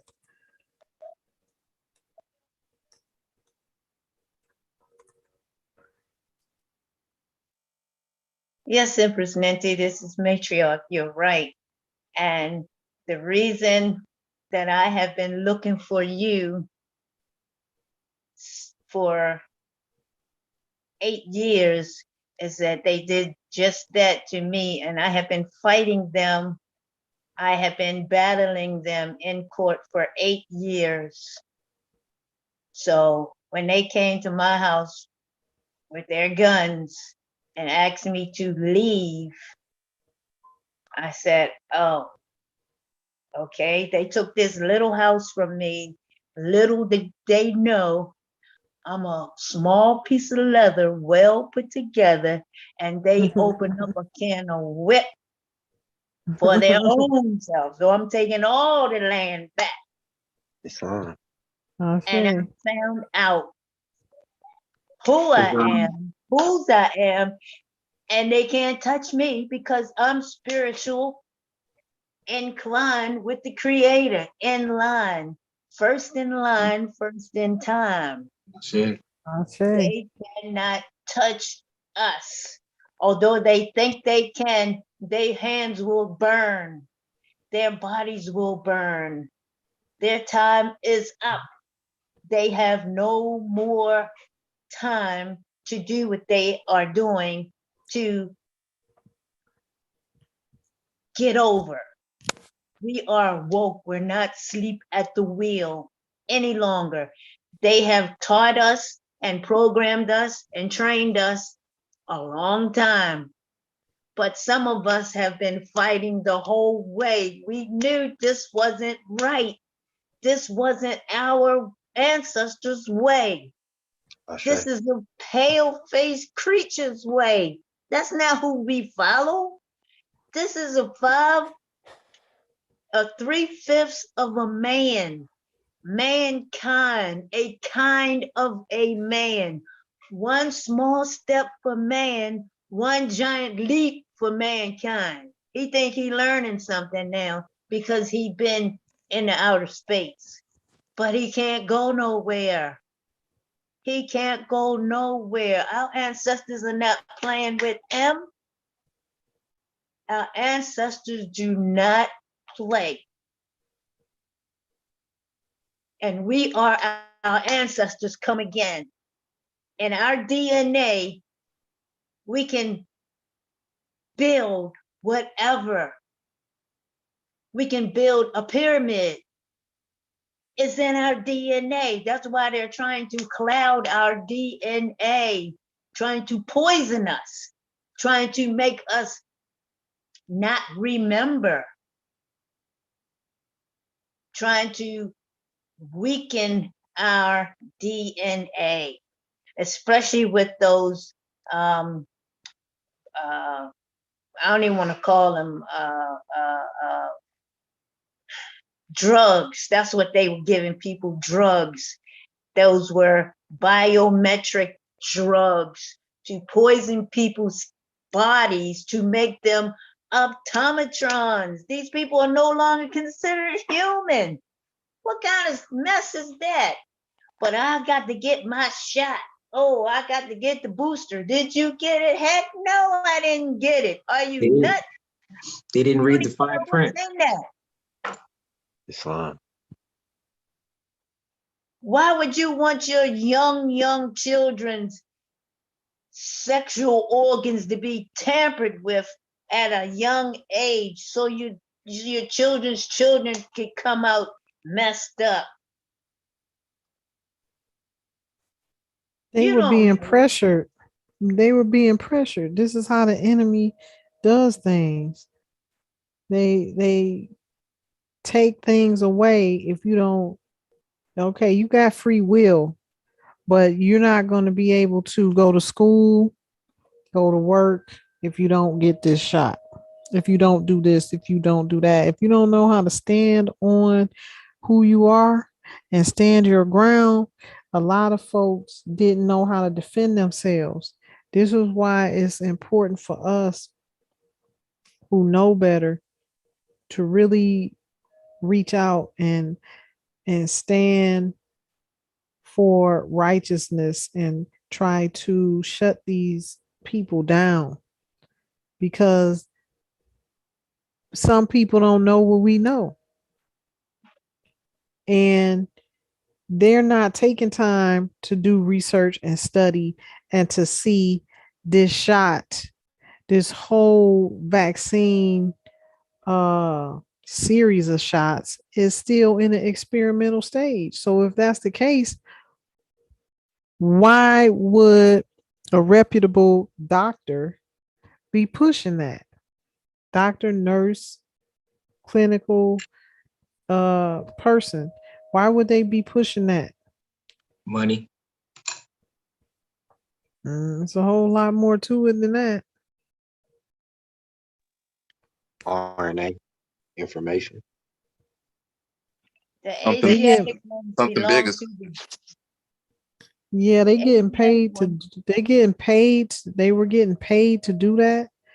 But most of those doctors, lawyers, nurses, all of those that's in these higher up authoritative positions are a part of secret orders. Right, right. And those that created this vaccine are the heads of the secret orders. So if they tell them this needs to be pushed and we need these numbers, you had Congress people saying, no, we're not going to vote for that until we get this many numbers. Until we get 9,000 people to take the shot, then we'll come to an agreement. Who told him to say that? As soon as they said you can't sue, that homage right there. I can't sue you if I get sick. Well, that's why they send you to the doctor. All of that's automatic. That's why I tell people, if they're gonna get you, they're gonna try to get you in the hospital, Mhm, because there they can claim immunity.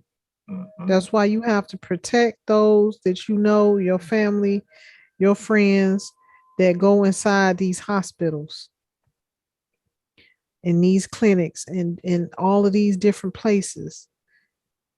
You have to monitor them, Mhm. because if you don't, if you leave them unattended, these people will try to impress their will upon them.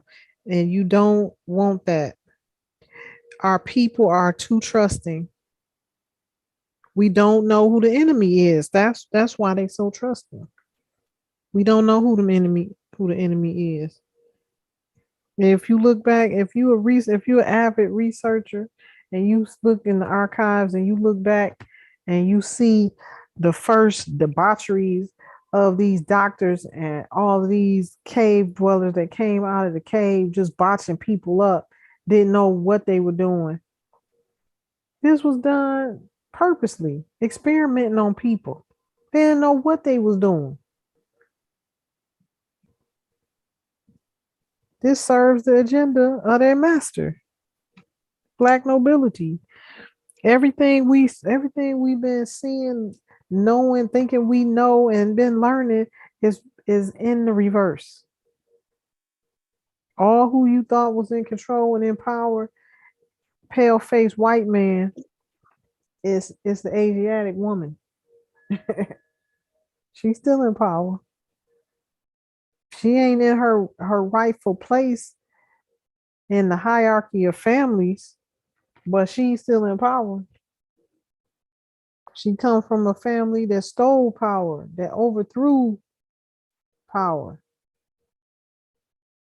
But nevertheless, the Asiatic power structure never went anywhere. We just were fed visuals and imagery and lies for us to believe that, when that's really not the case.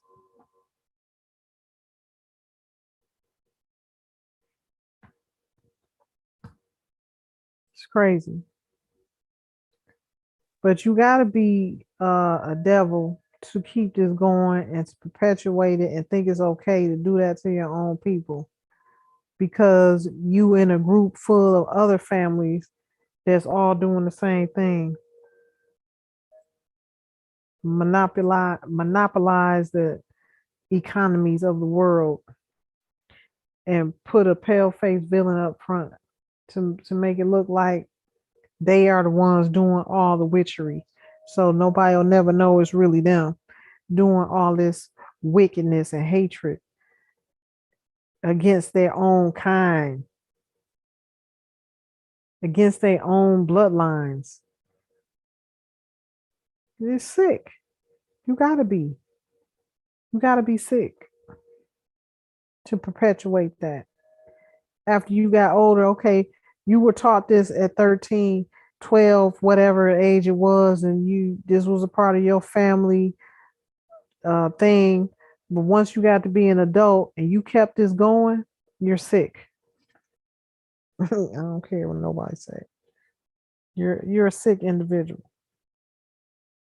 But again, they deal with sorcery and they probably doing spells to control people.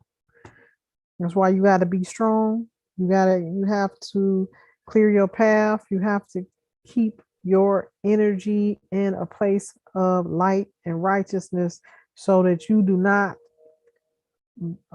be overwhelmed and swept into darkness, because it will and can happen if you do not keep yourself at a higher vibration. You can easily be swept into the madness, and then you look around and you be lost. Like, what happened?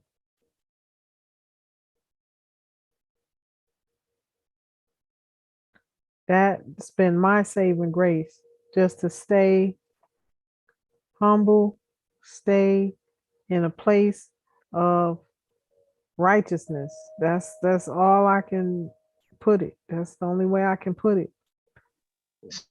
May I iterate on that? Yes, I yield. I'll say that humble part, because I second that motion. Just know I've been looking for you my whole life. As Matriarch said, a lot of us, or at least her, some of us are on our own path. Some of us are here. Some of us are there. I feel like I was one of those entities on it my whole entire journey thus far. So from day one of my solar return to Earth, to this realm. And so I want to say first off, gratitudes for the love and the guidance amongst the tribe, because for one, that's needed. Though more than on paper for me, it's been spiritual. So as I was speaking with an elder in the tribe prior, I'm just letting him know like these last few times, these last few sessions, these last few lectures that you had, just speaking straight through me, not to me, because it's in me and not on me. I wanted to tell you that. So, Ashe, Noble. Good to hear that from the youth. I consider you the youth. You ain't a baby, but you a baby to so, us. so, It's good that we can relate. I mean, the truth is going to relate to all shapes, colors, and sizes if you in line of righteousness. If you stand in righteousness, the truth is going to shine through no matter what. So I'm glad that my candidness and my truth is resonating, and it needs to be heard. It's like we sure. go through this life in a maze. Those of us who are a little bit different, a little bit more in tune, it's like a maze for us because we can't really relate to a lot of the BS that's going on because we can see through it. And then you around people going along with it, and you just get tired of it. You just gotta. For me, I've always had to take a stand. I can't just follow the crowd. That's not me. If it's not right, and if it don't feel right, I don't care. I don't care who doing it. Everybody around me could be doing it. I'm not doing it. But you have to have that strong will, and you just gotta tap in. You gotta tap in to your inner knowing. That's what's gonna always be your saving grace. And most of the elders, they've been brainwashed. They don't know no better. This knowledge and information that's coming to the planet right now is something, the energy was not there, was not present when they were young. So you just gotta forgive them for they know not what they do and try to uplift them. That's why I'm not really into just communing all the time, because I need to hear from my inner voice. I need to hear from the inner voice. That's what guides me. That's how I know I'm on the right track. For some people, that's uncomfortable. They can't vibe there. They don't understand that. And I get it. That's fine, but I have to do what I know works for me and what has always worked for me and never led me wrong. And that's getting in tune with self so I can hear that inner voice. And that way I know where the information and knowledge is coming from. So, I don't take in a lot of information from others because I don't know that to be true. But if I tap in and I can hear that inner voice, I know that to be true.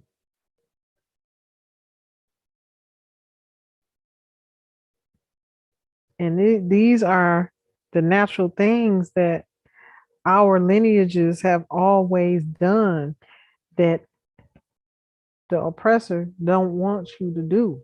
Want to keep you playing music and doing all this rhetoric, teaching these children. My children was in high school, the teacher telling them to play music and do your homework. No. What are you talking about? You can't focus. want to keep your mind discombobulated and confused when you're supposed to be concentrating. They don't want these children to hear their inner voice. That's that power coming through.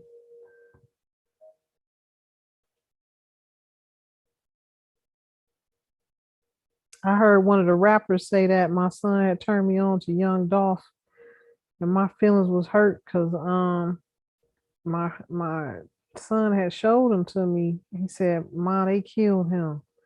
And I was like, "Wow, this young brother was a young god on the planet, Islam. straight up." This is the hate that we have to contain. We have to destroy. We have to protect those that can't protect themselves. This is why I share with the tribe how to harness and invoke your power. We supposed to be protecting him. It's too much wicked out here. They killed that boy for what? Nipsey Hussle, they killed him. Young God on the planet for what? That's these black nobility families because they independent. They getting ready to uplift a nation, and they had the money to do it. I'm telling y'all what's going on. Islam. The spirit hit me so hard when it showed me some things I couldn't stop crying.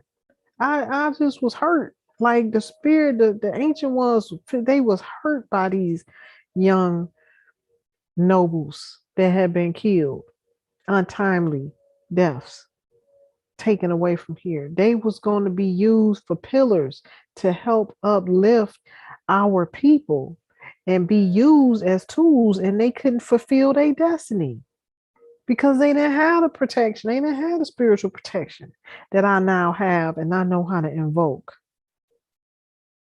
And that hurts my feelings. It really does. They out here just being themselves, and they don't even know they got a hidden enemy plotting on them all the time. It's just ridiculous. Because they don't want to see them shine. They don't want to see them uplift the nation and the neighborhood they was cleaning up and helping others see millions and see success and prosperity. And they're not a part of that crowd, that clique. They didn't need nobody to help them raise themselves up out of nothing.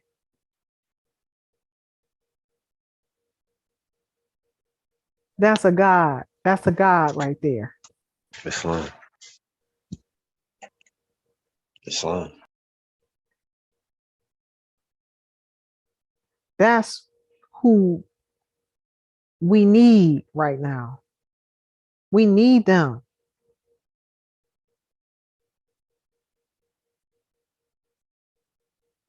The same people try to take me out every day is the same ones that took them out. Islam.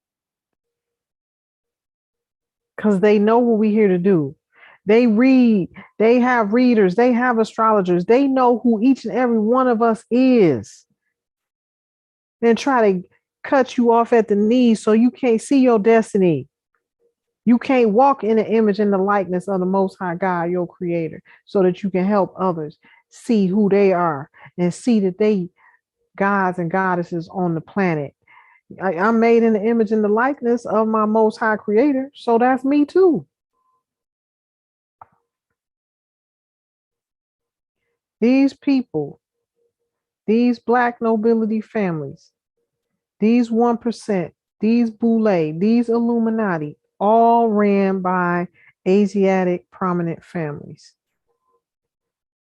They don't want others to have more power than them. They want to keep and retain the power in their own families. So this is the things that they've been doing to diminish and control the other population of the Asiatics.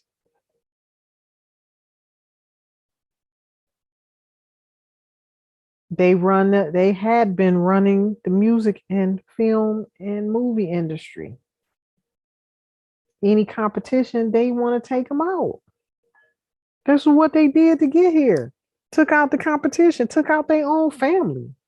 What you think they gonna do to everybody else who ain't even in their family line? They took out their own family. Man, these people is diabolical enemies to us. And they look like us. And but they So, don't see you. They don't see you like they brother and they sister. This is the hurting part that I had to see in my own family line. I'm like, I would never do nothing like that. It's not even in me to do anything like that. I wouldn't do it to a stranger, let alone my family. That's why they gotta go. That's why I'm one lady with a big black pot in the backyard. For all y'all spiritual people, you know what that means. it's Islam, yes, ma'am. I do my work. I do my work every day. Islam.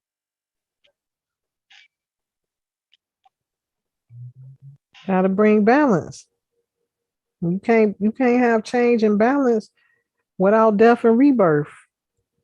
I'm I'm comfortable with that now. That's what it take. That's what it take. I got you covered on the West Coast. I say by fire, by force. It only take but a few of us.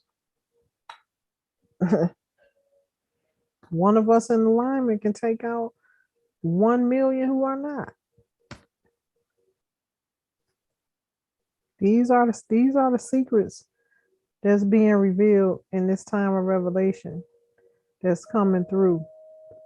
And it's a lot more, you know, that will be in the books and the New and True Testament Biblios that the Most High and the creators and the ancestors are bringing through.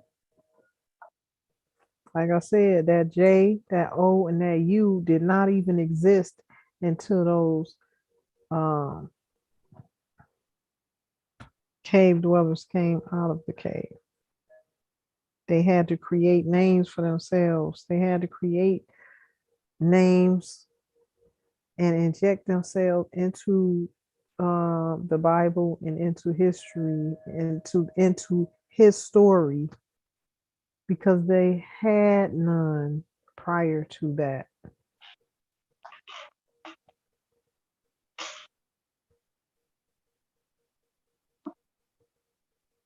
So when you see the J, the O, and the U, you know where the fraud is. Jacob.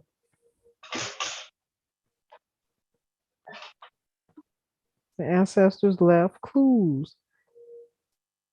So you know that Jesus is a fictional character. Or they changed the name. They injected a name there and took out and omitted a name.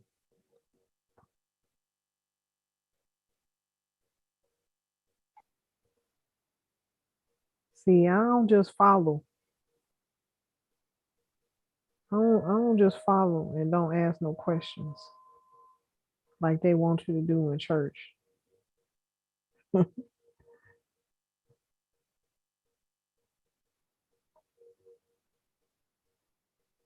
Got to get to the root. You got to get to the root of it. Time to stop being sheeple. Yeah, exactly.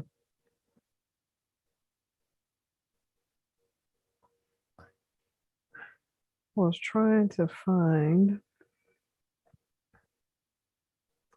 Oh, somehow they got taken down off of my screen.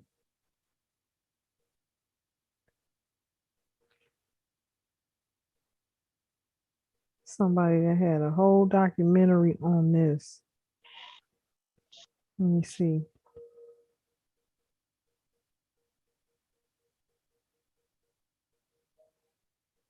There was somebody coming out talking about it.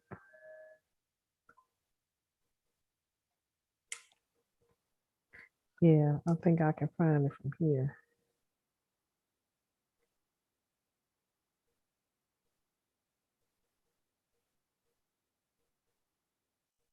Yep, this him right here. Yep, yep, this him right here. Y'all see it? Yes, I see it. So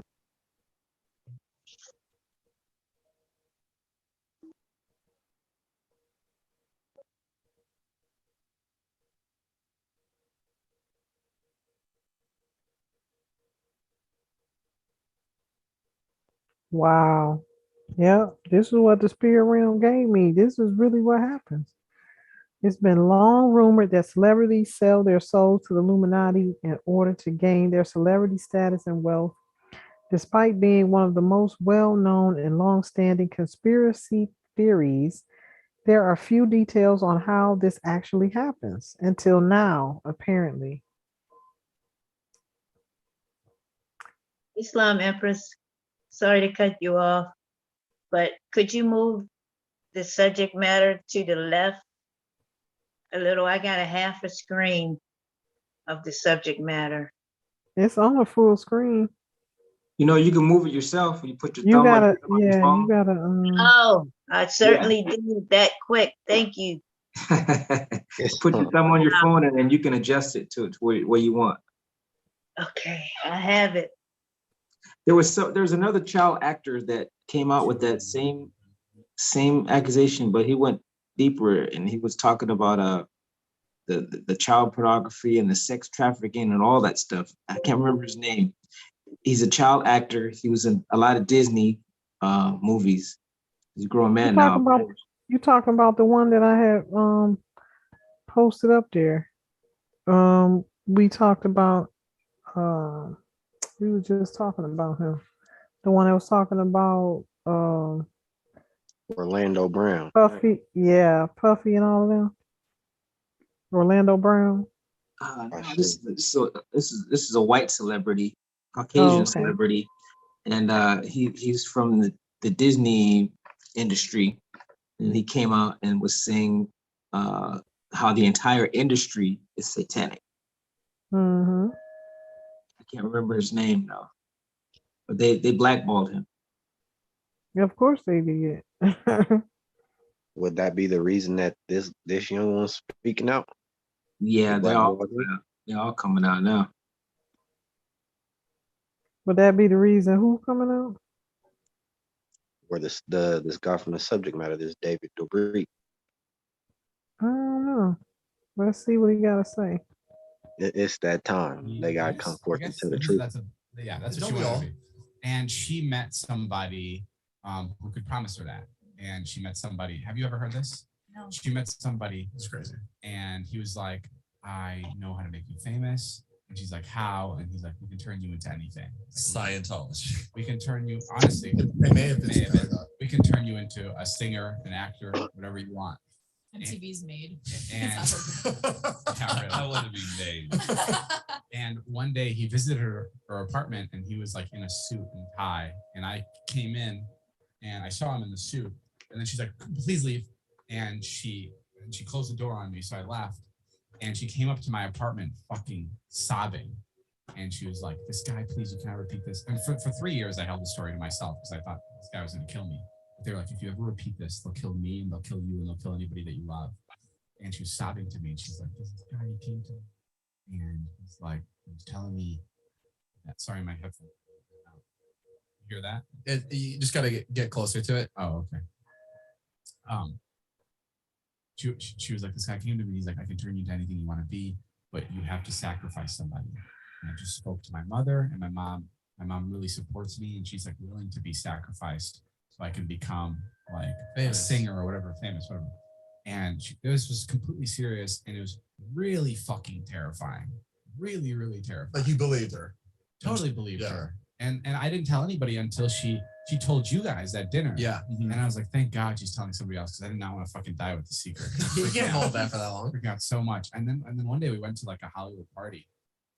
And I don't want to say the names that were there, but they were like these big Hollywood guys who've been around for a really long time. Like, they're like, when you think of like old Hollywood, these are the names that come up. Yeah. And she was talking to one of them. She was an attractive person. So like the guys at the party were like, into her and they're like listening to what she was saying. And she was just like, yeah, I was approached by the Illuminati.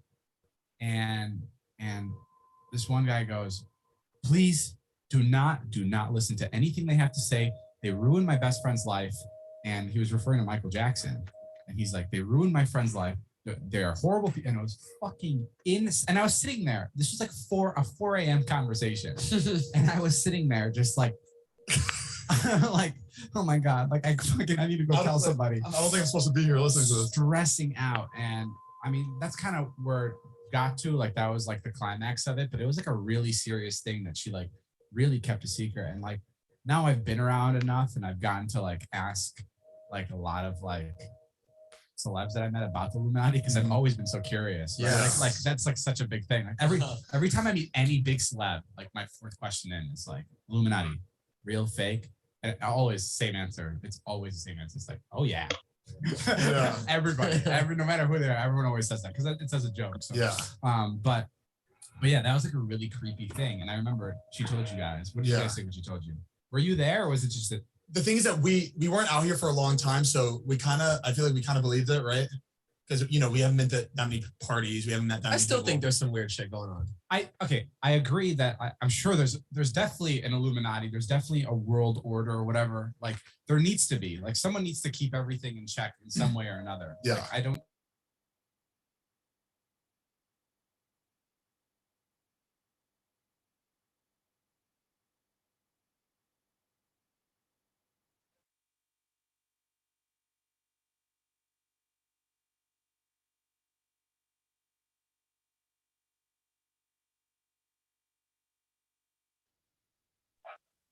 Tragic.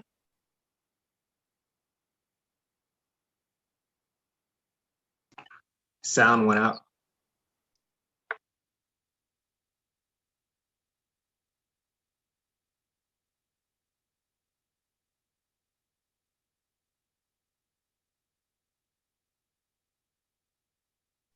So what do y'all think?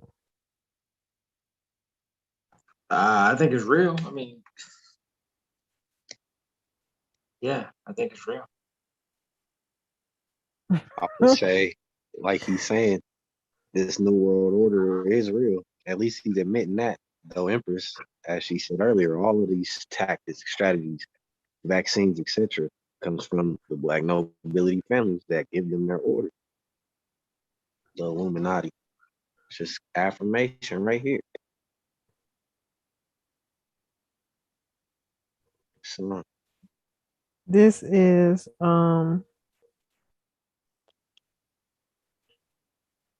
how I came to the realization of my family line.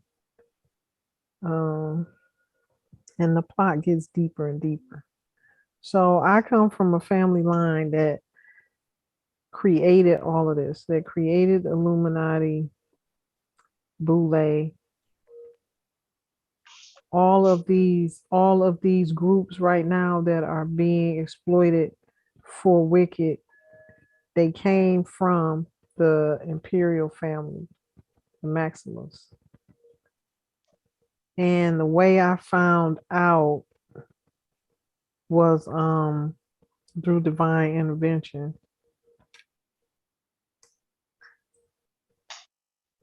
I kept getting these urges. The ancestors kept saying, study astrology, study astrology. And I got led to, let me see.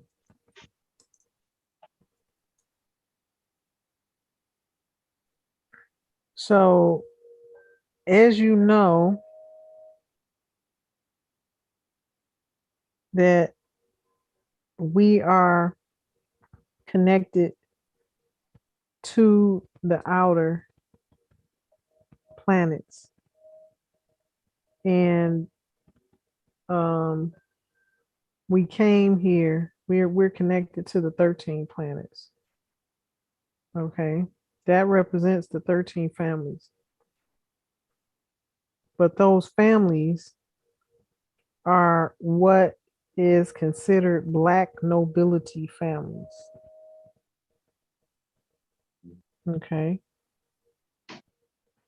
And as I was led to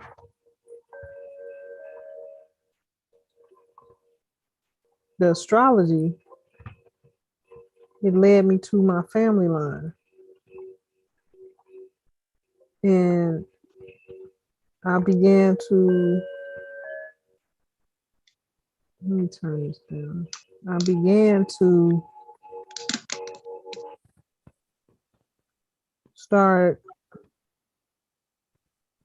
having questions and visions, and everything just clicked for me. I have a And question. then, yeah, go ahead. Okay, black nobility. The word, I'm a little. My mind's a little bit confused because in my mind I've been setting my head, to not accept black as being black, like as in color or like dark skin, melanated. And so when we say black nobility, is it like skin tone darkness black, the nobility family, or or it's just black meaning as status?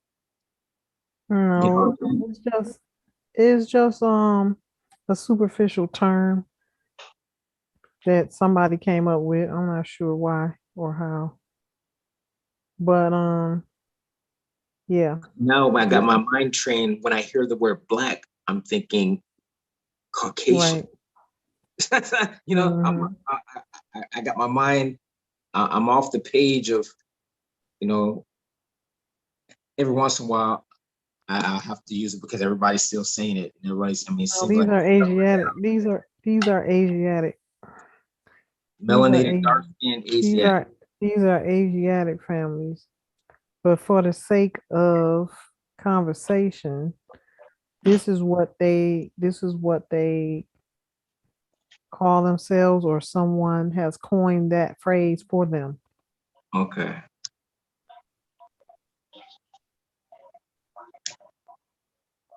So This right here, this right here is who. Many cosmoses and many dimensions and many worlds. And this is just one of them. Yes, it is created and we have their minds are ravenous now. They believe that it's okay to eat animals. To talk to you and yeah, to pick your brain a bit. And we could start a bit with a bit of background information, just so if people don't know about you and your work. Yep. Well, I live in Australia. I have been doing syncretism now online since 2011 on my YouTube channel, Mr. Astrotheology. So you can go there and see all the videos I've uploaded of presentations dealing with astrotheology, which is the true theology in all scriptures. And I suppose exposing things, truths that are not so known in the world, in the conventional world. And so I've been showing how to understand scriptures, for instance, and separating the facts from the truth. Yeah, endeavoring to as best I can according to my research. So all I claim to be is a researcher who shares his information, and what I'm uncovering is, as you research deeper and deeper, you begin to uncover things that are not so known in the conventional world. So there appears to be a storyline that the world in general gets fed, and then when you go deeper, you see that things are not as they appear. So that's all I do, and I hope to be able to continue to do it well. And So that's Santos Bonacci. And as I began to look at the families that he had listed, I then began to do divination. But as I stated, when you tap into self, you can feel what resonates as true and what resonates as not true.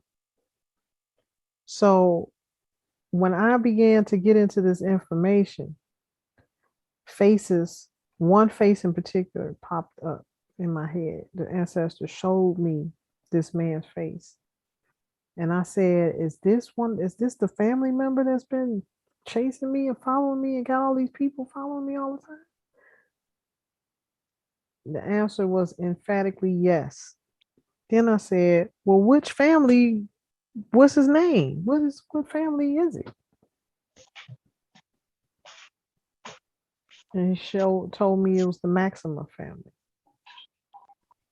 And it showed me the face of this guy, Christopher, that be online with these flags, the American flag and the British flag talking. That's whose face popped in my head. That's why I began to unravel everything from there. But it's my bloodline is two of the main families. These are the families that nobody talks about anymore because that's who they stole the empire from. All the rest of the families, these so-called black nobility families, were our cousins. They're like down the line though. They were the military for the empire who ended up turning on us, turning on the empire, conspiring with other family members to overthrow the empire. And that's what they did. All these years been hiding in the background, running everything, and then put these pale face Slavics up front, pulled them out of the cave and made them look like the villain and do all their dirty work to conceal their identities. So all of this I'll be talking about, soon in the books. The launch date is September 2022. I'll definitely keep you all posted if it comes out sooner, if one of the books come out sooner. Did you know who was responsible for bringing them out of the caves? Yes. Who did you name? Well, I'll let you read about it in the book. Okay. But yeah, this right here is actually something that happens. This is actually something they do on a contract. And I was shown this after I kept literally feeling it's like a claw on my back. I go to battle. Yes. You said this young whoever he is, whatever he is part of the Maxima family. No, I didn't say that. Oh, okay. No, I was clarifying. Not. I'm sorry to interrupt. No, you talking about this guy right here? Right, because I ran into No, no, some. no, no, no, I've been no, having not some him. run-ins with one specific entity or person, I should say. I'll say that has this same facial feature within the past couple weeks, and there's been some weird interactions. So I just been protecting myself. Yeah, he's Always. probably doing sorcery. That's right. Yeah, just keep up your protection rituals Islam. and keep the ancestors around you before you step out your door and inside your door. But this is what they do. I'm gonna be teaching classes on how to protect your soul, but this is what they do. This is something that they actually do, and they will steal. They've been stealing souls. I felt them trying to steal my soul plenty of times.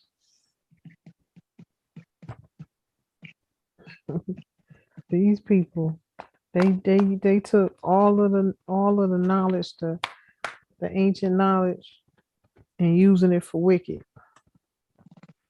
But that's interesting that this right here is talking about this. So they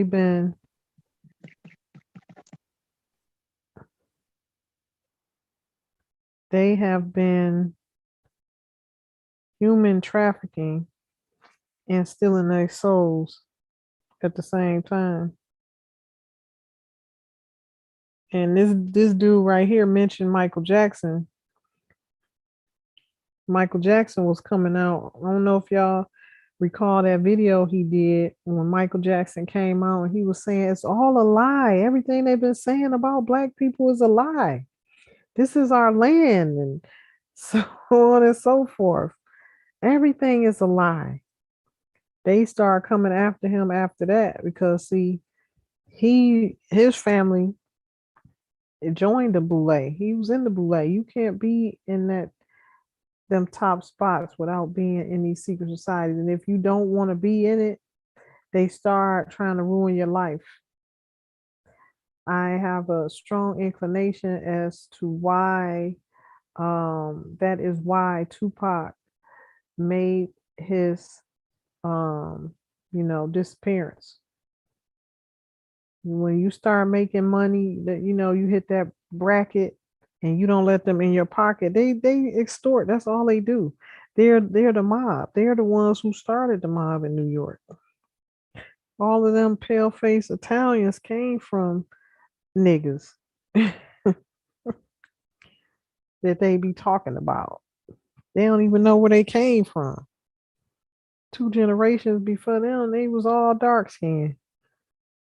The same Italian armies that came over here and overturned the empire, been extorting the land and killing people ever since. Right there in New York, Empire State. So yeah, it is deep, man, and it gets deeper. But I'll end it there. I'm gonna get into this right quick and see what I can pull out of here. Looks like they did a lot of extensive research that we can use, but this is something that they've been doing, this human trafficking and exploiting people and obviously stealing souls. And that's a part of the contract that this guy right here was alluding to, that the higher up in the Illuminati told the young lady that they can make her into anything. She got to give a sacrifice. It's going to be her mom. And what they want is her mom's soul. So that means the mom's body is going to perish, or they're going to clone her like they've been doing with the body sleeves, take their soul, and the spirit dies. You got to have a soul and a spirit for the body to maintain itself. So they're going to take the soul of that person. And once they do that, and once they collect so many souls, this is how they've been maintaining such a power over people. Collecting all of these souls, it makes them stronger. Okay. That brother from Public Enemy was talking about the same thing, and they blackballed. What's it? That's why they tried to blow up his house that time. The brother from Public Enemy, Chuck D. Him, and then like I said, Corey Feldman, the brother from Public Enemy. It's quite a few of them that came out, and they all got blackballed from whatever industry that they was in.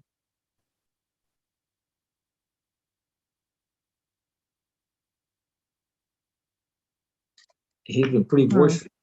Pretty- Chuck pretty- D said that? Not Chuck D. What's the brother's name? He's the smaller one. Oh, you don't believe the hype. No, not him. Heavy D. Not Uh-huh. him.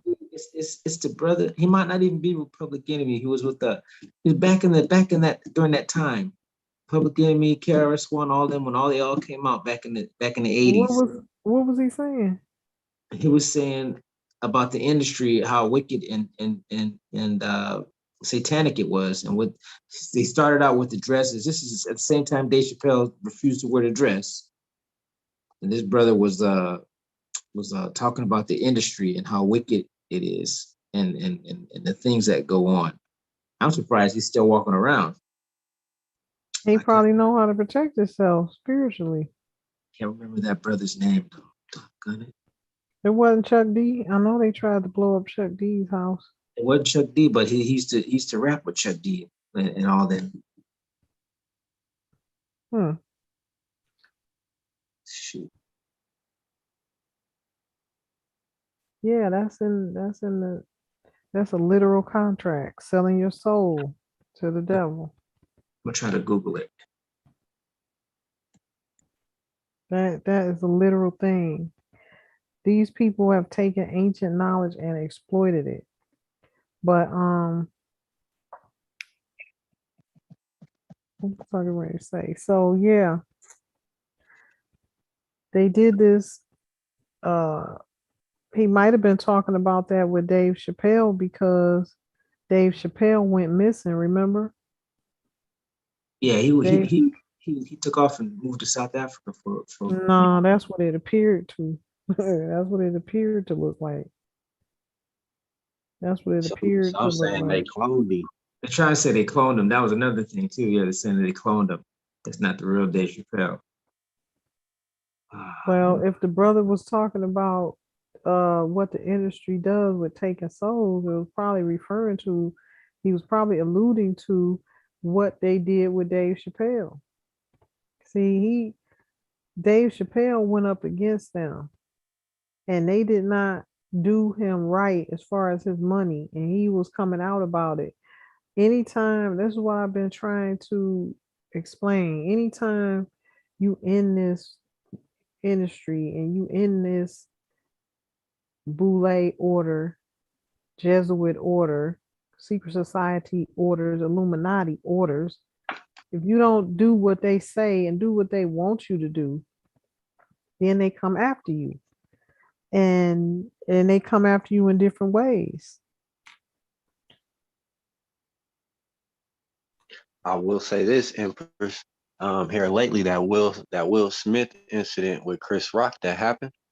Come to find out, the past week, see, I was born in a different era, and obviously, it was a meme that exposed either a film and or an award had to have been from the 70s or 80s, sometime before me, obviously.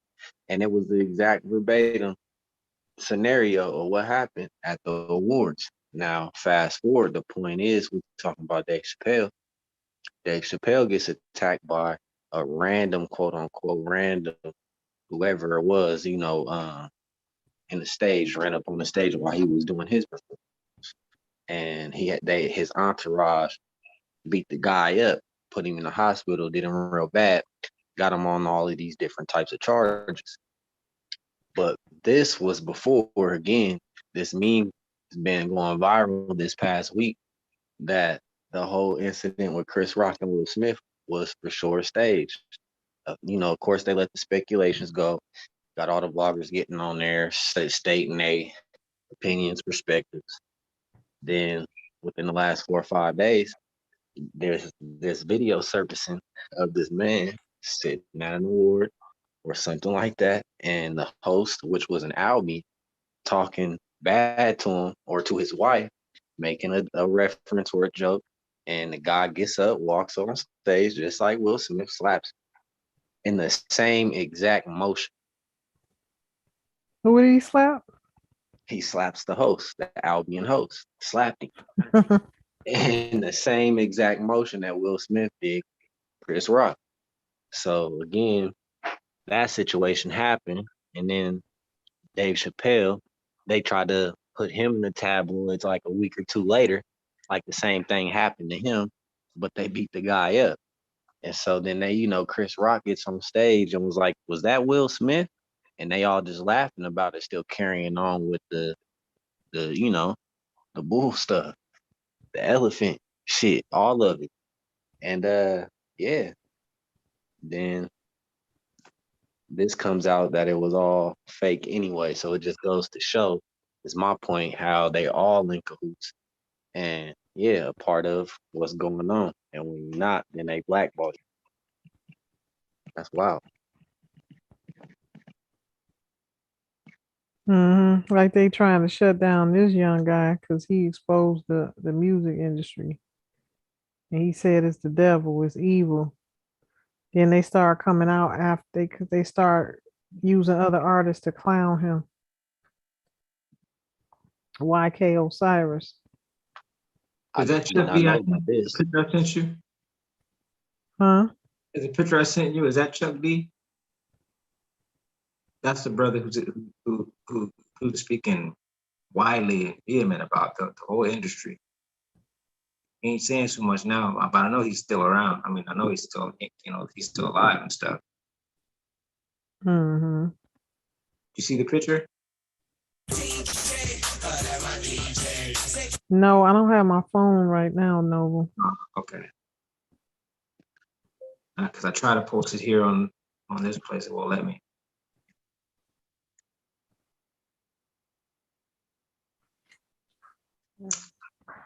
See if I can find his name. You've been speaking on YK Osiris a few times, or you spoke that a few times, and okay, now it clicks that I see a picture of him. Because I don't really know, dude. I don't know. You know what I'm saying? I don't really follow them on that type of time at all, really. So Yeah. whoa. So what they see when you come out days after exposing the music industry, singer YK Osiris gets arrested. This is what they do. They start punishing you. It's wild. This a young guy.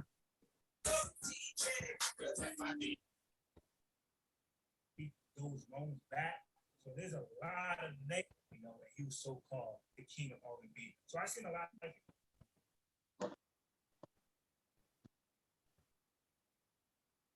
YK Osiris because when he came out with his debut album, his first week number was terrible. And a lot of people say, "Oh, that's why he's coming out and explaining, oh, don't do this, don't do that, the industry back," because his first week numbers was terrible. He was so-called the king of R&B. So I seen a lot of people bashing him because of that. But at the same time, he was speaking facts in my opinion. He's not lying. Some people actually sold their soul to be part of this industry. As soon as you sign those papers, you don't own nothing. Like the label owns you. Look at Uzi. Uzi did not drop music. You know what I mean?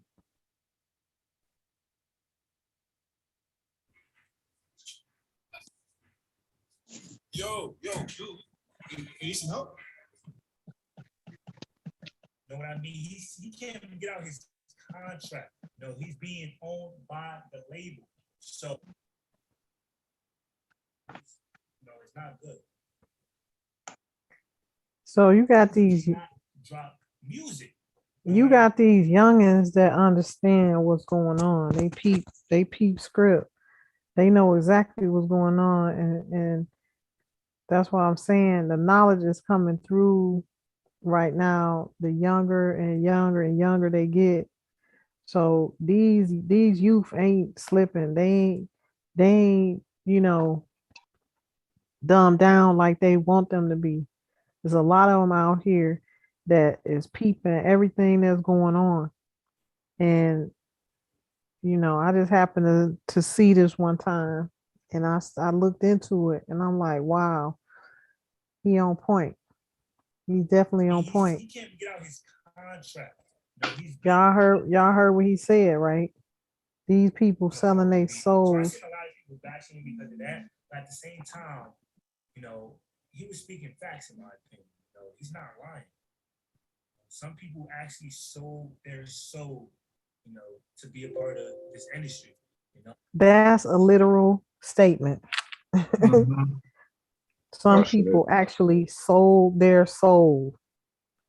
This is in a contract.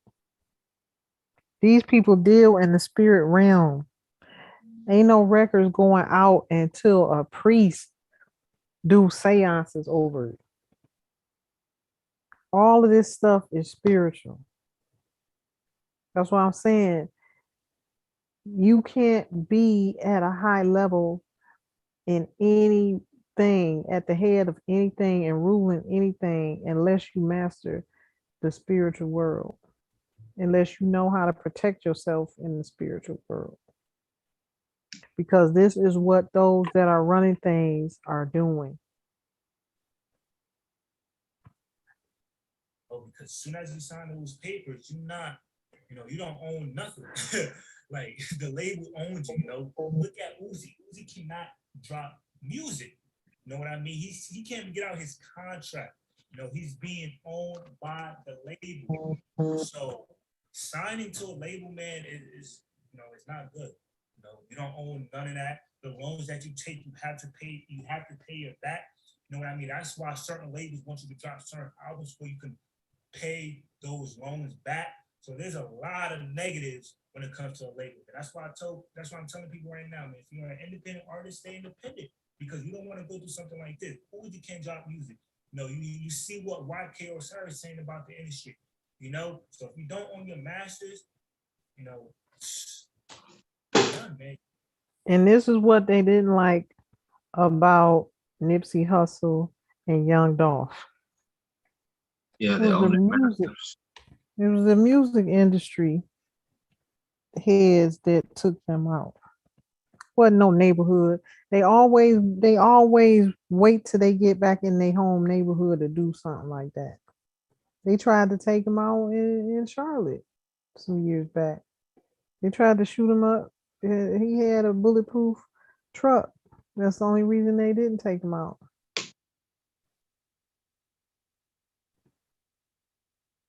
These people is right here around me. I know exactly who they are. They done came up close and personal, living right around me, trying to take me out. Individuals that's down in my family line, second and third and fourth cousins in my own family line, doing all of this, controlling everything. They families been been controlling everything moving on the land, from the armies to the industries. It's crazy. Professor Griff. Oh, okay, yeah. Professor Yeah. Griff. Yeah, Okay. he was speaking out vehemently, you know, a lot, making a lot of He videos. what? He was speaking out about the industry and how satanic it was. And then, you know, he was doing it for a while, do a lot of interviews, and all of a sudden, you know, and I know they didn't take him out. He's still alive, but he just don't do no more interviews on TV, you know, about that. But he was speaking out about it a lot. Professor Griff, that's his name. Oh, okay. You could probably find the interview that he did.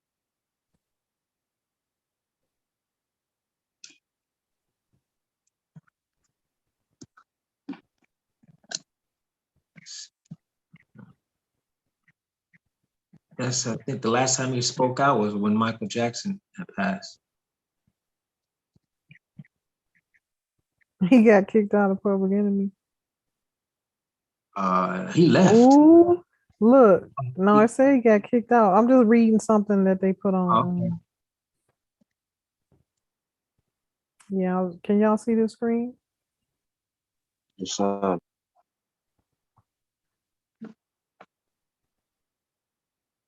Why they kick him out? I don't know if that's true. You know, they put headlines up just so people can watch. Look what he's saying though. Didn't I mention this? Professor Griff exposes Will Smith as homosexual. Yeah, he was making a lot of accusations about a lot of people. He's naming them all. He was naming names. But I'm already knowing. I'm already knowing you don't get to that level with them high ranking movies like that and you haven't You talk about gave Quincy Jones, them something. a whole lot of Professor people. Griff, the truth about Quincy Jones. That's it. You should watch that one. That one's deep. Oh, that's deep. That's a shocker right there. What Quincy Jones? Yeah, with all the people who he supposedly made offers to sleep with. And I was like, man. Well, I don't doubt it. You get all of them sleazeballs. They get exposed to all of that stuff early on and they exploit people. That's what I'm saying. You know, it take a heck of a person to be given all of that power and not abuse it. You got to be a heck of a person. Like this man right here, Dick Gregory and Tupac. Yeah, Dick Gregory right here. Dick Gregory right here. He didn't hold them up at all. He stayed true. They got him in the hospital the day he was supposed to check out.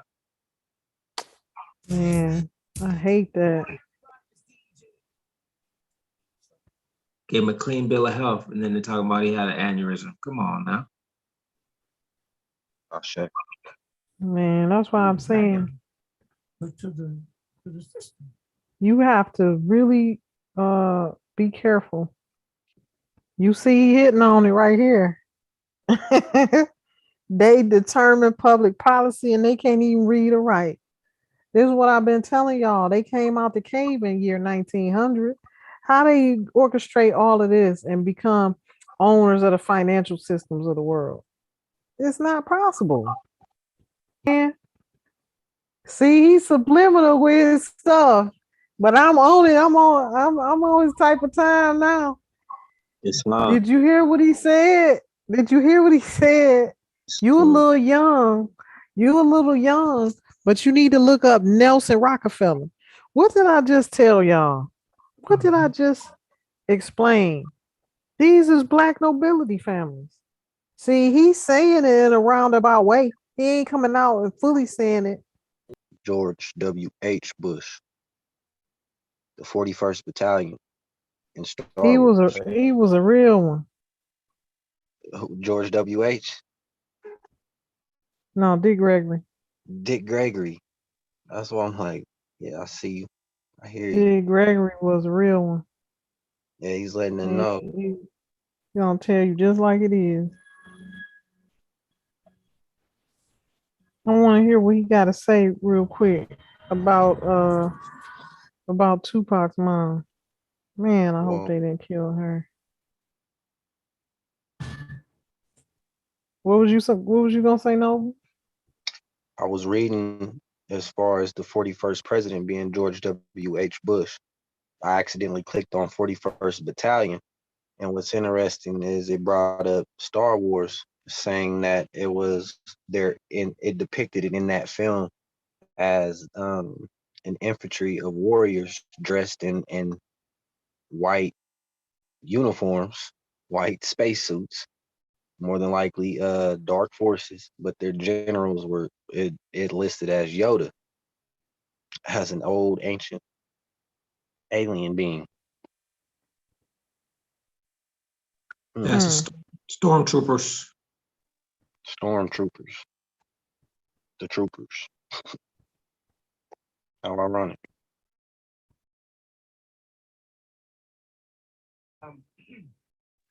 They're telling the truth in all the movies. Just gotta dissect it. got a little cough today. I told you the weather's kind of crazy in New York. Yeah, yeah, it's crazy around the country. I want to read a little article from I want to get the website here, props theguardian.com. And for those who haven't heard, maybe this is your first time hearing about it. Afeni Shakur, mother of the late rap star Tupac Shakur, has died. She was 69 years old. The Marin County Sheriff's Department in California confirmed her death on Twitter. The department wrote on Twitter that deputies responded to reports of possible cardiac arrest at about 9:30 p.m. at Shakur's home in Sao Salito, and that she died at the hospital about an hour later. They added that the coroner will investigate the cause of death. Born in North Carolina as Alice Faye Williams, Shakur changed her name as an adult when she became a political activist and joined the Black Panther movement. She was pregnant with Tupac in 1971 and incarcerated while she and other Panthers were accused of plotting to bomb locations around New York City, including 2 police stations. She represented herself in the trial, and she and 20 other defendants were acquitted a month before she gave birth. Shakur was the inspiration for her son's music, notably the 1995 song "Dear Mama," and I'm gonna end it there, right there. And I guess to start out with, Professor Griff, what's your thoughts, man, on this? I mean, the legacy of the Shakurs, man. Tupac Shakur, Matutu Shakur, Afeni Shakur. What do you think about when you think about them, Professor Griff?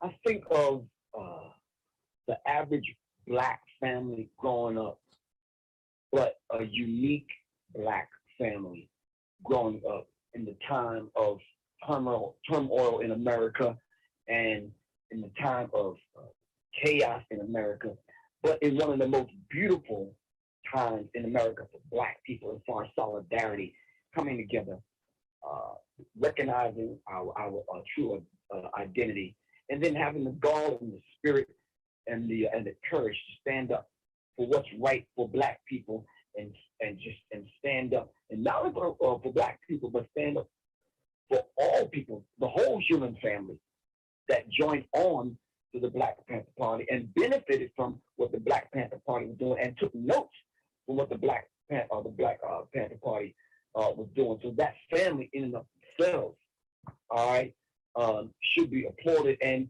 we should take notes because they stood the test of time. You understand what I'm saying? And they let us know that, you know, we have to be able to speak to and stand by our values, our interests, and our principles. And regardless of the situation, you know, just imagine going through periods of battling incarceration while you're pregnant, and drug addiction and homelessness, and then a nasty divorce as of late, and then husband wanting to get half of what Tupac put down. Come on, man. Yeah, that takes a lot for not only a mom to go through, but a family to go through. You understand what I'm saying? Right. Yeah, that's very, very real, man. So when I reflect back on not only her life, but all the individuals that you mentioned, you know, Matutu Shakur, you know, I reflect back, you know, on his life and all of the brothers from the BLA, Black Panther Party, all of those organizations that have fought, bled, and died for the liberation of Black people. You know, I take my hat off, I salute them, and I take notes from their struggle, man. I sat with his sister at one of these awards shows in New York, and we had a long conversation because we sat next to one another the entire night. You understand what I'm saying? Beautiful spirit, humble, very nice woman. You understand what I'm saying? And I gave her my number. I said, look, you call me for anything. You understand what I'm saying? Right, she said, I really thank you, Professor Griff. And if I ever need your help, I will. Yeah. Wow. Y'all see these Ifa beads? I mean, she was a priestess, Ifa. That's the only way you can survive dealing with these people. You got to get a real strong spiritual connection and get into so she was initiated the brown and the green represents Nigeria, Africa. Those that's been initiated over here, they have the green and the yellow. So she is a part of the ancient tradition, and we wear white. So that tells me she was initiated. And somebody probably took her out spiritually. That's my thought. Well, it's a few days before Mother's Day, and what made a lot of people recognize and look up Afeni Shakur and what she went through was the song "Dear Mama." I mean, when Tupac's song "Dear Mama" came out, it was like everything. I mean, every people of all generations love that song "Dear Mama," and it makes me think about Professor Griff, the relationship between a son and a mother. I remember growing up, I would hear my mother and my uncle, they used to sing the song, what was that song? By the Intruders, I always love my mama. Oh, yeah, I always love Yeah. my mama. That's it. My favorite girl. So, Right. That's my era, right? yeah. So I'm very familiar with, all these songs about people, these males make about their mothers. And it's just amazing seeing the connection between the black man and his mother. And when you look at the relationship between the black man and the black woman, it's kind of opposite between the black man and his mother. Black man loves his mother to death, will do anything for his mother. Mother's Day in New York, Professor Griff, the streets is lit up. On Father's Day, you barely see anybody outside. Wow. I guess I'm trying to say, why so much turmoil when it comes to relationships and when it comes to the black man trying to find?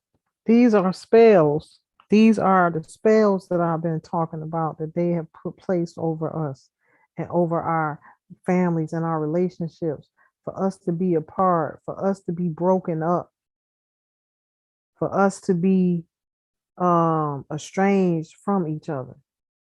This is a part of their agenda 21. Okay. They want the family, those that want to destroy the Asiatic as a whole, the Asiatics as a whole, those that want to destroy that family structure, they had been doing this type of ritual work against the families in mass numbers. So once a person starts to succumb to this, and it adds up over time, these people working in the spirit realm against certain individuals and as a whole, the masses of us. So you get the notion of crabs in a bucket. They start pitting us against each other. As of late, they got these black boys killing each other in Detroit, Michigan. All of this is manipulation and sorcery.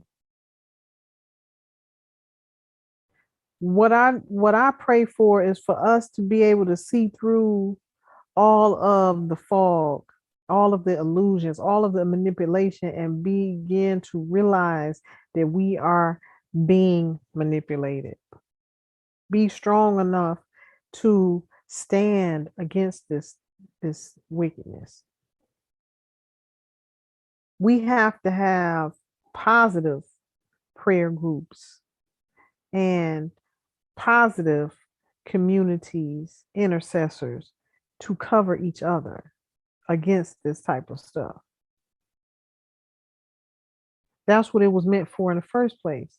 But they took these concepts and started using it for wicked and self-gain and to keep the power in their family structures, in their Boule, in their Illuminati. This is how they've been maintaining power for these years. On a black woman, when a black man usually has an amazing example of strength, of wisdom, of love through his mother. And we see that reflected through the music generation after generation, and also through the way men treat their mother. So where does the disconnect happen between the man loving his mother to death and then hating that black woman, or not saying, not in a general sense, but not getting along with or not being able to find that love that he had for his mother in a mate? I think it's built into the relationship in and of itself. This is the woman that carried you. This is the woman that you pulled the nutrients from her breast. This is the woman that educated you and protected you. This is the woman. Okay, I'm gonna end this video here. Y'all see Machiavelli on his neck? Machiavelli, he was subliminally telling us the whole time what he was gonna do. If y'all know who Machiavelli is, then you know where Tupac is. This young brother right here, he discovered some things I am sure of when he did that movie and they took him out. This is Wakanda. This brother was coming up and they took him out.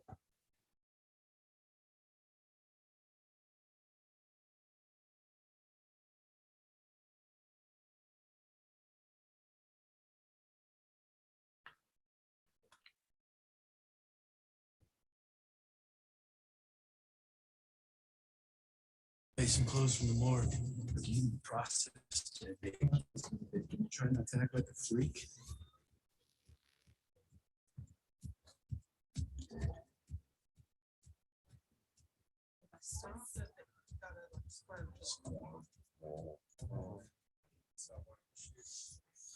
He was coming into his own as one of the greatest actors at that level. And I bet you he did not want to be a part of their group and their secret society stuff. And they took him out. This is what they've been doing. But anyway, family, I'm going to go ahead and end this session.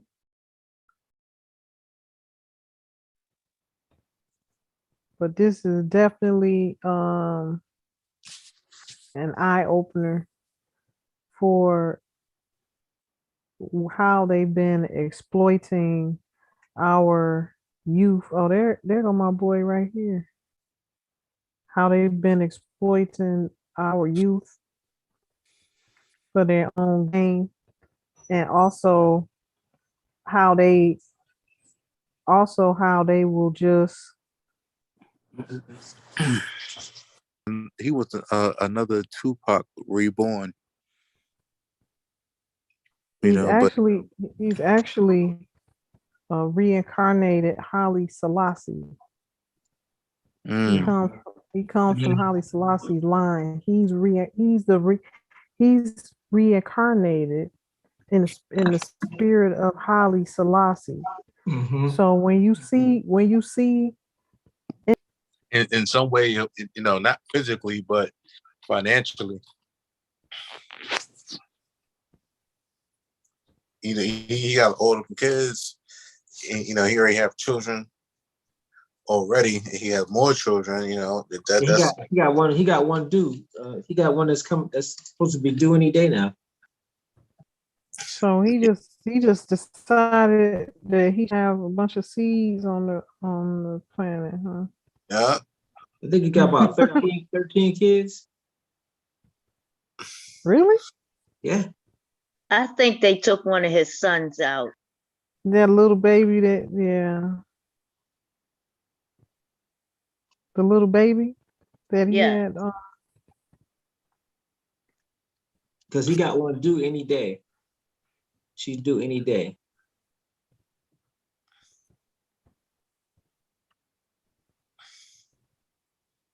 Nick Cannon is filthy rich. Yeah, Yeah, I'm Nickelodeon. trying to yeah, I think his father's in the industry. He owns Nickelodeon. No, I don't think so. I looked into that one time. You said what, Empress?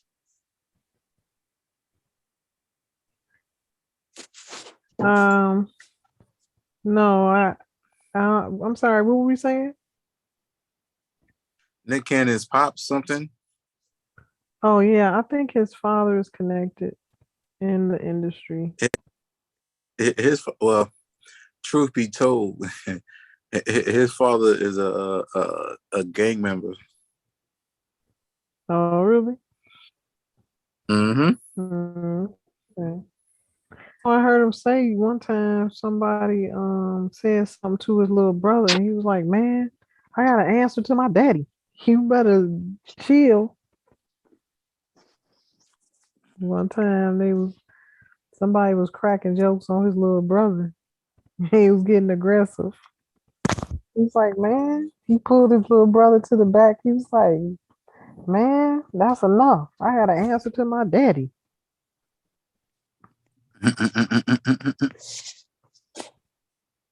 Hey, he was an LA gangbanger.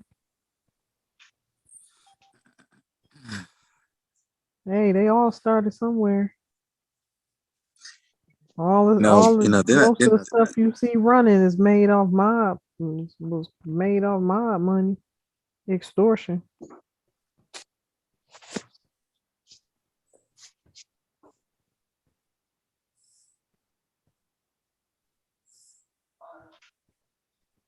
Yeah, this right here, we can't continue to let these things happen. These type of things, we have to be strong enough to stop and bring balance. We're gonna have to learn how to rise above the evil, and you have to become stronger than that which is trying to conquer you. Now that we know that we have been under attack in this type of way, then that means now that we know better, it's time for us to start doing better and take back our control and take back our power and stop not be afraid of what your ancestral practices are. That's where your power is. That's exactly where your power is.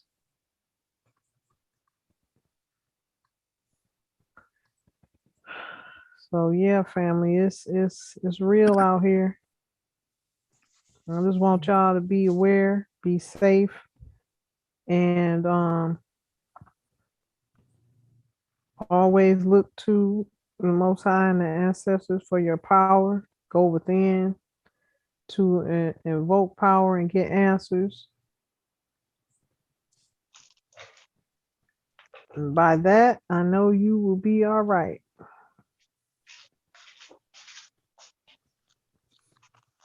Ashe. Shay. Ashe. Ashe. Say what?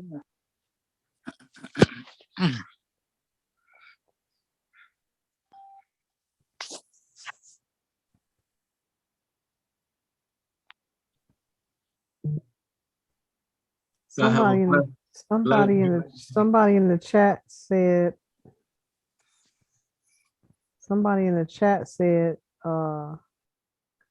that Baba died shortly after he started doing large public interviews. One thing our elders are not gonna do is hold their tongue. I don't know if she's talking about Dick Gregory. No, Dick Gregory, they gave him a shot.